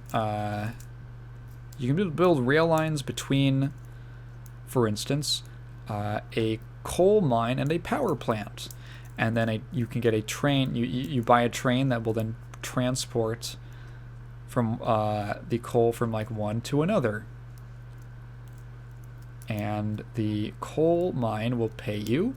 You'll get paid for picking it up and dropping it off. And then, let's see, that's like a really basic, like just way to make money early on. You can do some kind of complex things like, you take paper to a paper mill. No, so there's like woods and stuff, so you can set up like trucks, like a system of trucks, for instance, to take wood to a paper mill, and then you have another system that takes the paper to a factory, and then you take the factory, it makes like goods, and you take that to cities, and then you can make profit off of that. It's just a lot of systems. It's very, like, realistic. Like, there was a kid who got this game, and his parents never had to get him another game ever again. It's that kind of thing. It's a lot like, yeah, I don't know. It's a really good tycoon game, specifically about transport systems. I don't know what else to say about it. I will say that, like, it's kind of a game that, like, for me particularly, although despite the fact that I think it's really good and it's great that it's, like, free, it's literally just free on Steam right now. Go download it. For me personally, it's a game that, like, it's kind of like Minecraft or like Terraria or something like that, where I boot it up, I'm like, wow, this is really cool.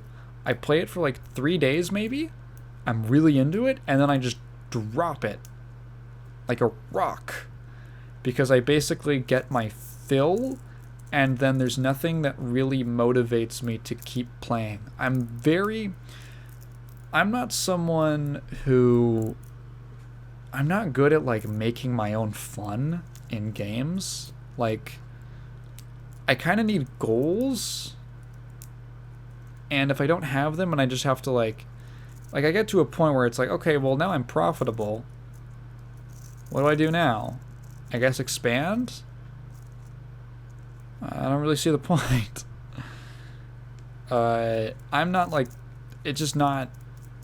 I don't know. I just lose interest if I don't have something to, like, a clear objective that I'm moving towards. That's just kind of the way that I play games, and this is no different. I was playing this a lot for like 3 days, and then I just forgot about it. Well, not forgot, but just dropped it. Yeah, but if it sounds appealing to you and you do like those kind of tycoon simulation games, it's extreme. This game is easy to get super overwhelmed. I would recommend watching some guides and stuff like that. There's a series called, like, Get Good at Transport Tycoon Deluxe or something like that. And I watched it on, like, 2 times speed because the guy kind of takes a while. But, yeah, it's like a big Let's Play series, and I just kind of followed what he did to get a basic idea, and I read some guides online. You will have to do outside research because it is an overwhelming amount of information, and it's also a game where user interface wise it can get really cluttered because, like, everything you click on opens a new, like, miniature window on the screen, and it's really easy to just open up like 10 windows and be totally overwhelmed. The delete button closes all open windows, just pro tip. And then yeah, here's other pro tip. Control X opens up the transparency options. Because I'll be building a rail or something, and there's too many gosh darn trees in the way, and I can't see if I, like, built the rail properly. Because there's trees in the way. So I just make them transparent. Thank God. Yeah, but I don't know, it really does just let you do kind of whatever you want. Yeah. The soundtrack's really good. I've used it in a few of my videos. So, yeah, that's OpenTTD is what it's called. So, check it out if it sounds interesting to you. But be warned, if it is interesting to you and you do like it, you might get really sucked into it. Yeah, I wanna... Let's see. Time stamping. I want to move on to another game. So I took a bit of a break from the boomer shooters that I got out of the bundle, just because, you know, I was speeding through them, and it's like, okay, I've had a little much, but, you know, now I took a break. I think I can jump back in. So I played 2. I'm gonna go with them in reverse order because I want to end on a high note. So, man, that sounds mean. Again, this is okay. This is gonna be like Sonic. Jesus Christ. Pardon me. I don't know why I'm burping so much. I played a game called Dread Templar.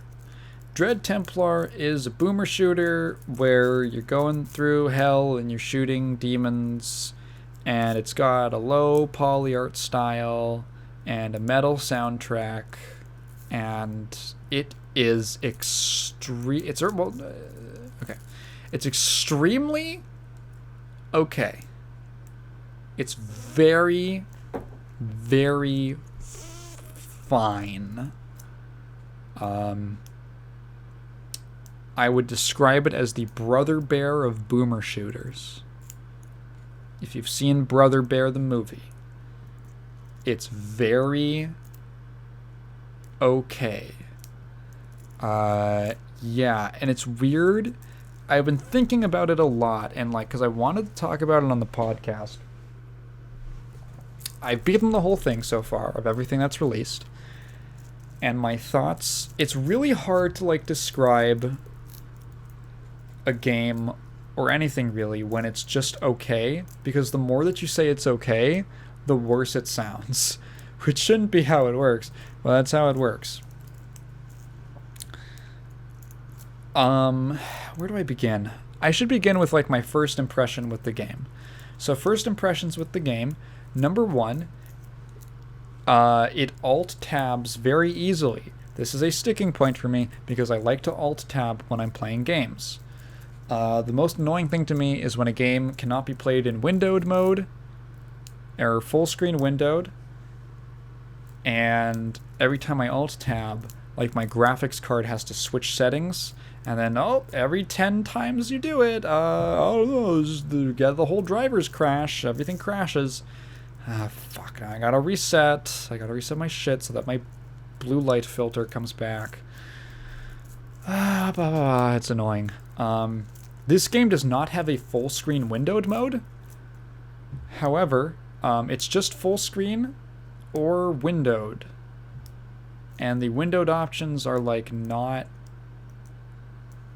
like fits properly. It's like got there's no borderless full screen windowed is like the optimal setting for me.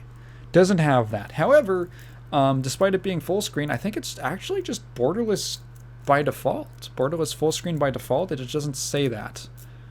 So you can alt tab super easily. I didn't notice that like flicker where it has to switch modes when I switched tabs. Number two, I know that this game is in early access, but I feel the need to point it out. And I know that it's being made by like one guy. Okay? Just let me talk about my experience with this game, because I'm the consumer and I technically did pay money for it, even though it was part of a bundle of other games. So I start the first level, and I kind of start the first level. I was playing it on hard, and I usually take the first level to just get a feel for the game. All these shooters, they all play a little differently in terms of the movement, the strafing, the shooting, the way that enemies are designed. Like, what kind does this game have? Hit scanners or not? What are they throwing at me? I'm just seeing stuff because I'm gonna grow into how the game kind of is designed. That's normal. And, at the start, I might be having some trouble because I'm not used to the enemies. I don't know any of the levels. Not super sure how all my weapons work, maybe. Not comfortable moving around a lot. I might have some, a rough start. But that's fine. It's going to clear up by, like, the second level, and I'll get used to it. So I start the first level, and yeah, lo and behold, I die. I get killed. And a message pops up on screen that says, press R to restart, or to load last save. And I thought, so I hit R, and nothing happened. And I hit it again, and just to make sure, and nothing happened. And then I hit the pause menu, because I was like, well, it should have like just auto-saved when I started the level. So I hit the pause, I open up this, I hit escape to open up the menu, and this is when I realized that this game does not have manual saves. It has save points. There are they look like metal snowflakes, big metal snowflakes, that are save points that you like scattered throughout the levels that you save at. You cannot just save by pausing and going to a save menu. And the game,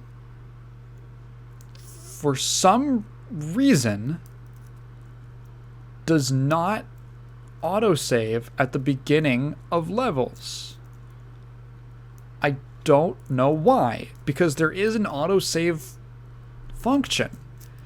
It happens every time you like flip a switch for some reason. It always autosaves. But at the beginning of a level, it does not. So this actually, I ran into things, an annoying situation later on where I would beat a level and then die in the next one at the start, and then I would go back to the previous level and I would have to beat it again. Not the whole thing, of course, but like I'd have to spend like 5 minutes doing that, which was annoying. So I'm here, I realize, oh, there's no save for the game to load. So I go to like load save, which is a function on the menu, and then I just kind of click one of the just like click a blank space. Like, does it let me, huh? And then it fills in with like level 1, and then like all the details like save time and date and all that. And I'm like, oh, okay. So then I go back, I hit R, and then I get respawned.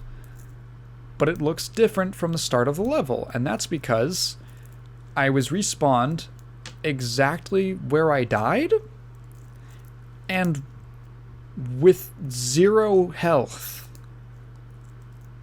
which didn't kill me immediately. I died in 1 hit, essentially. So like I died, and then the game for some reason allowed me to save at the point that I was, like in the state that I was, and then reloaded that. And it was just so bewildering. It feels like it wasn't tested. Like, I get it, right? It's a one-man team. It's early access. It's still being developed. It's not done. I just feel like this is like the first thing that happened to me in the game after the tutorial. Which is not long. It's like a minute. This is like the first thing that happened to me that I remember. Like, if I was taking notes, it would be like note 2 or 3. Like bullet point 2 or 3. 2 or 3. And it's like, you could have, like, I don't know. That's why it feels bad, right? Like, it's one guy, and he's just trying to make a game, and I don't want to, like, shit on it, because it's not even done yet. It's just, like, as a player, this was my experience. This is some honest feedback. I'm just trying to, like, critique, I guess. I'm trying to give, like, constructive criticism. And I have other constructive criticism. Namely, other reasons this game is very okay. Level and enemy design is fine. There's like a guy who runs at you and does a melee. There's a guy who swings at you. There's a big guy who swings at you and it does a lot of damage. There's a spider that doesn't shoot at you. It actually shoots 3 things at you in a row, in a line. The enemy designs are fine. They meet the standard for like a non-orthogonal unit differentiation. I love that term. I feel like I'm going to get a swirly already for using it. They serve just enough of a unique function to be acceptable. But a lot of them end up just being fought in like the same way. Pretty much every enemy is vulnerable to like circle strafing. It's like, yeah, it's like a boomer shooter. Like, I'd expect some circle strafing. But like almost every enemy can just be kind of circled around while you shoot at them. And it's not the most interesting to fight. It gets pretty stale, and it doesn't help that the level design is also just okay. It's fine. The game lacks a lot of atmosphere, I have to say. like you're in hell, so it's like dark and like soil and stone and soot, and there's like green and purple and red and sometimes blue lights, and there's like steel and stuff, and it's a and there's like graveyards, and it's like, yeah, this is low poly, like hell realm. It's fine. And then like the first 2 episodes are just that. It's like the same thing. Like there might be a difference between them, but it is really difficult to notice. I guess maybe the second episode has more like mechanical industrial looks to it, but it's really just kind of blurs together into a very constant stream of like okay gameplay.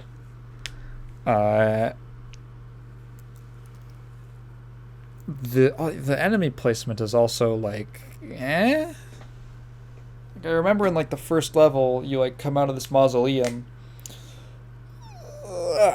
and there's just like 20 or a dozen, maybe not 20, but there's like a dozen enemies, and they're just kind of thrown in there like when you get out like this little courtyard area.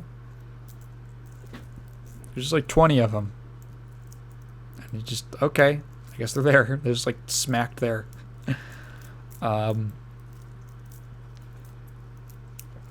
The levels don't necessarily feel like super, like they create super interesting like environments for you to fight in. Again, because most of them are just circle strafing, which means that the only like different combat encounters are ones that are just in like tight enclosed spaces, which again for this, well, not again, but you know, for this type of game is not that fun. Unless it's like a one-off. So yeah, and then miraculously in like the third episode, which only has like 2 levels, it actually starts to like really pick up in like every regard. The third level is like icy snow Viking sort of themed. It's like shipwrecks in like the Arctic essentially. So there's like, you're going through these ice caves, and there's like ships underneath them, like ruined ships, and that you're like jumping around and across and like from one to the next, and you're having fights on there. You go, there's like a pirate ship with like ghost pirates that are like NPCs, and like one of them talks to you, and he's like, oh, kill all the demons that are on my ship, and you like go to the dock and you kill all the demons on the ship, and then he says, oh, come meet me in the cabin. And you go to the cabin, he says, I need you to find a map. So then like a door opens up, and you go through this like wooden fortress, like it's like a walled off fortress. It has like these pointy like log walls and stuff like that. Everything's made of like lumber. And then like you go through this whole combat segment, and you go through to like an ice cave, and you find a map, and then you just get teleported straight back to the captain, and then you give him the map, and it's like, wow, this was actually like really neat. Like there's a lot of flavor. Even the atmosphere is cool. Like I mean, just like the look of it. I love naval stuff, and just the idea of like all these crashed, ruined ships that you're going around. And even the music is cool. Like it shifts towards more of like a Viking-esque, like sea shanty kind of sound. I really like it. And then it ends after 2 levels, and I was like, more of that, more of that, please. And again, like there was like a Steam review that even pointed this out, but like, yeah, the combat encounters are honestly maybe even worse in those parts of the game, because it's like super repetitive. It's like the same. I think the guy broke it down, and I went back and I was like, oh yeah, it's like the same enemies in the same numbers with the same configuration. just over and over and over again, the whole level. But I noticed it less just because, like, everything around it was better. So, like, there's good ideas there. I just feel like it's not being, like, brought out as much in its current build. I should talk about the weapons, I guess. The weapons are fine. Some of them are neat. You have, like, a pretty... What are the weapons again? It's like... you have, like, these dual katanas that are, like, your melee, and then you can, like... Their alt fire transforms them into, like... You, like, click them together, and then you can throw them like a super long-range spear, which is neat. And that has to, like, reload. Oh, yeah, there's also, like, dashing in this game, which is cool. It's neat. You can go fast. And then it's like, oh, there's double pistols. And then you can pick up double Uzis, which are just a stronger, less accurate version of the pistols. And then there's a shotgun and a double-barrel shotgun, which is just a stronger, less accurate version of the shotgun. And then there's a bow. And the bow's fun, because you can, like, headshot things with it. But some of the enemies... Not all the enemies have, like, heads. It's like, okay, but getting headshots is fun. Unfortunately, it has really, really limited ammo. Like, you can only carry, like, 4 arrows at a time, which is a bummer. There's a fine enough rocket launcher. There's, like, a revolver that's really cool. I always like revolvers.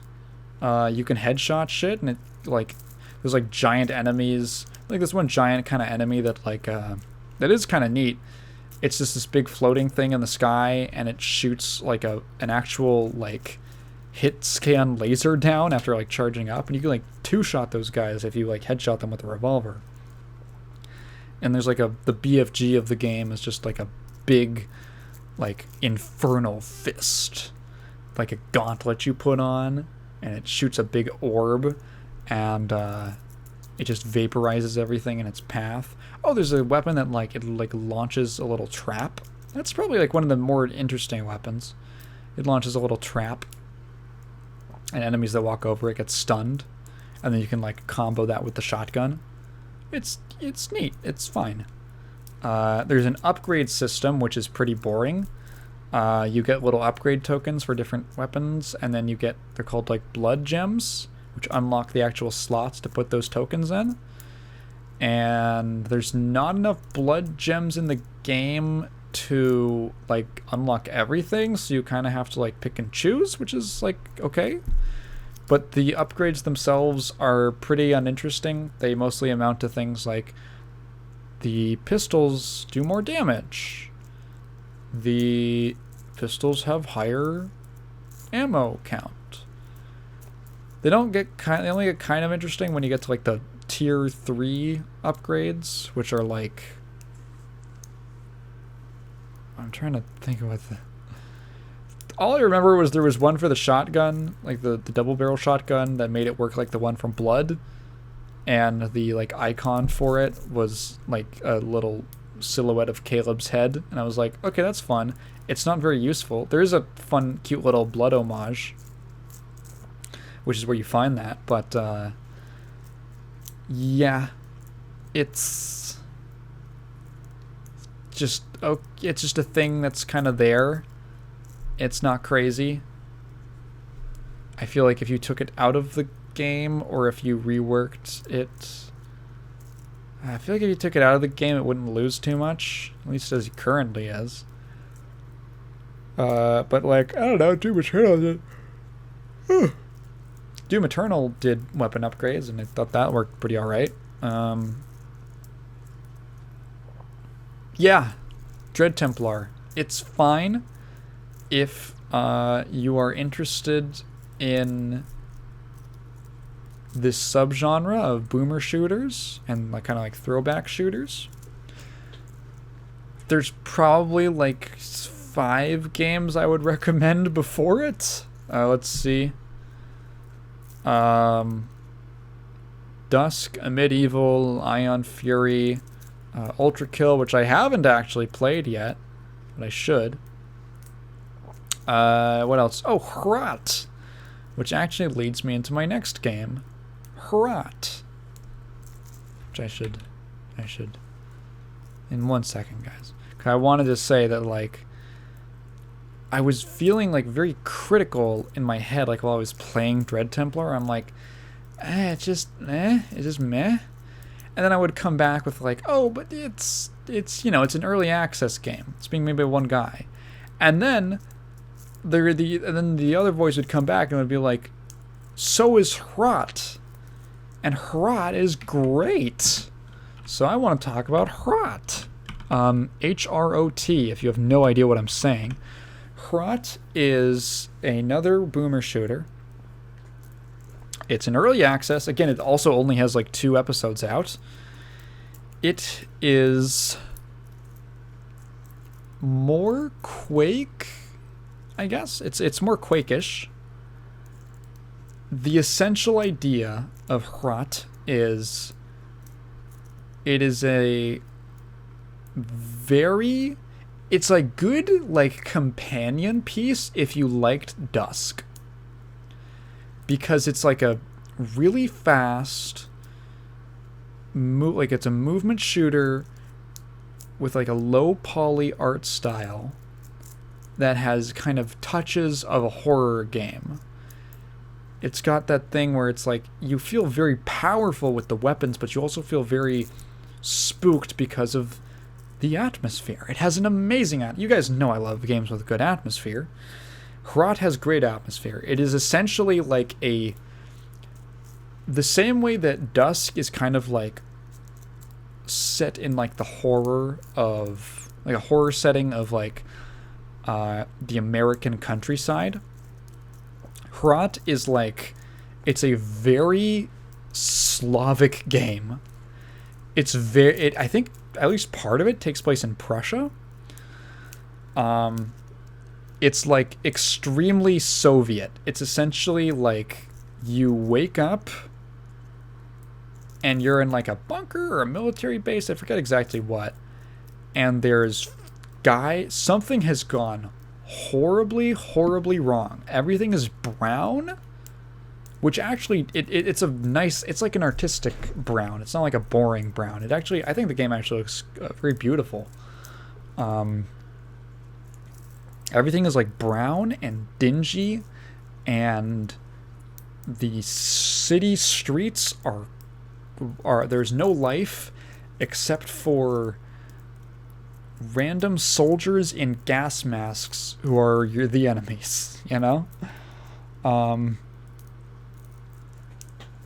Something's gone horribly wrong. I think what it's kind of pointing towards is like, it seems like the plot revolves around Soviet scientists trying to resurrect Lenin, and things go horribly wrong. I don't know what exactly has gone wrong. We don't know yet because the game's not done. But that seems like the deal. So the first episode is very urban. That's something I also really liked about it. It takes place in cities and museums and military bases and sewers. The sewers are not that bad. Sewers are not too bad. And like around kind of like schools and universities and stuff.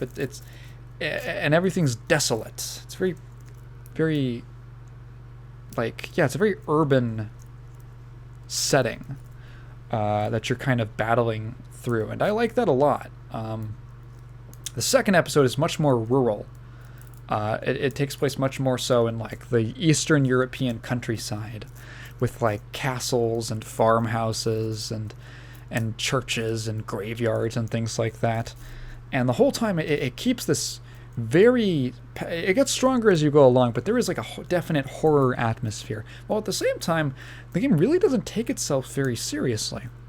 Like, everything's wearing a gas mask. Well, it takes itself... It's like it's weird kind of like... It has a weird sense of humor, and I think that's what makes it work. It's not like... It is silly. Like, let me explain. Let me give you an example. Everything's wearing a gas mask. Enemies are wearing gas masks. Like, all the humanoid enemies wear gas masks, right? there's an enemy in the game that's a horse. The horse is wearing a gas mask. You're like, okay. In like one of the early levels, you come to this. It's like a very sad-looking playground, and there's a little. I think it's supposed to be like a ride or some kind of a merry-go-round type thing, and it has a gorilla in the center. And you can shoot the gorilla, and it's the boss. The gorilla comes to life. It's like not a statue. It comes to life and it attacks you, and it's a boss, and you have to fight it for like the key to open the door to progress. There's a boss that is, what's that piece of like gym equipment? It's called like a something horse. Hang on, like it's like gym. I know what I've seen. Everyone knows it. Hang on, gym equipment horse. Yeah, it's like one of these things. Pommel horse, a pommel horse. It's one of those things with like, it's like a, what would you call it? Just like a rectangle, like a rectangle with like 4 legs. Yeah, that's a boss. You walk into a gymnasium, and it comes to life, and it starts jumping around and shooting missiles at you. And it's really funny. It's just, I don't know. It has a weird sense of humor. In many ways, it's I don't know. It's very kind of like, so, the weapons are very basic, pretty much. I mean, let's see. What do you got? You got like a pistol. You have a shotgun. You have a super shotgun. You have a machine gun. Right? Am I remembering these correctly? Yeah, there's like a machine gun. There's a grenade launcher. There's grenades you can just throw. There's like mines you can place down. There's some like super weapons that I never actually used. I kind of forgot I had them. I found them in secrets and then forgot I had them. There's like a thing that shoots electricity. And there's like another electricity weapon. I forget what it is. But yeah, the arsenal overall is fairly basic. The melee weapon is a sickle, of course. But it's fun. All the guns feel good. The feedback on hit is great. The enemy placement, the enemy variety, again, they're very basic. They serve basic functions, but they force the player to play in different ways. There's like very basic rifle guys. There's big guys who take more shot. Like the rifle guys can be killed in like one shotgun blast.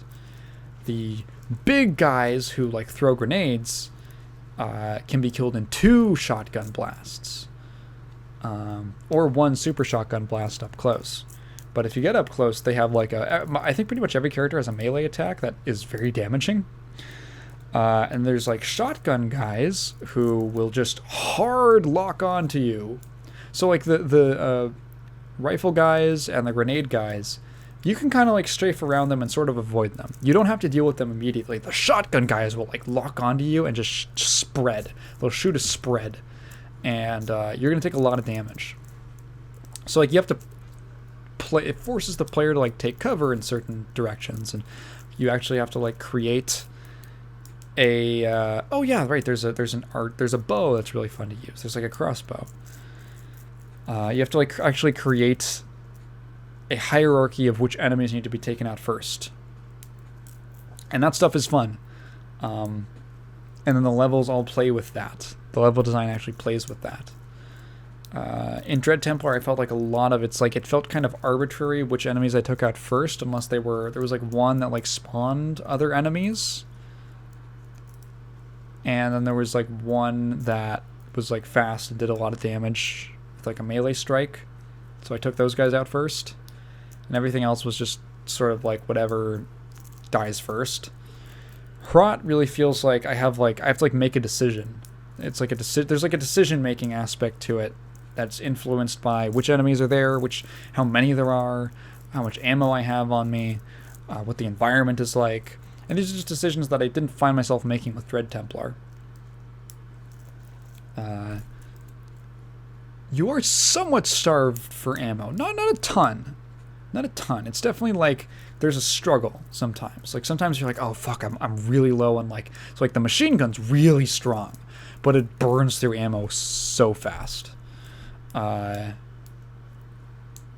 So you have to be like, okay, maybe I can switch to the pistol, because there's a lot of pistol ammo, but it's very weak. So there's like and you have to reload the pistol. So there's like, it's the only one that you have to reload. And like, okay, the shotgun does a ton of damage, but it also has a reload animation. So you're making these decisions, right? It's fun. It's like I'm playing a good boomer shooter, because it is. And there's other enemies besides that, right? Like there's like these weird floating head guys, who I actually do like to take out from afar at first. That's what the crossbow's good for.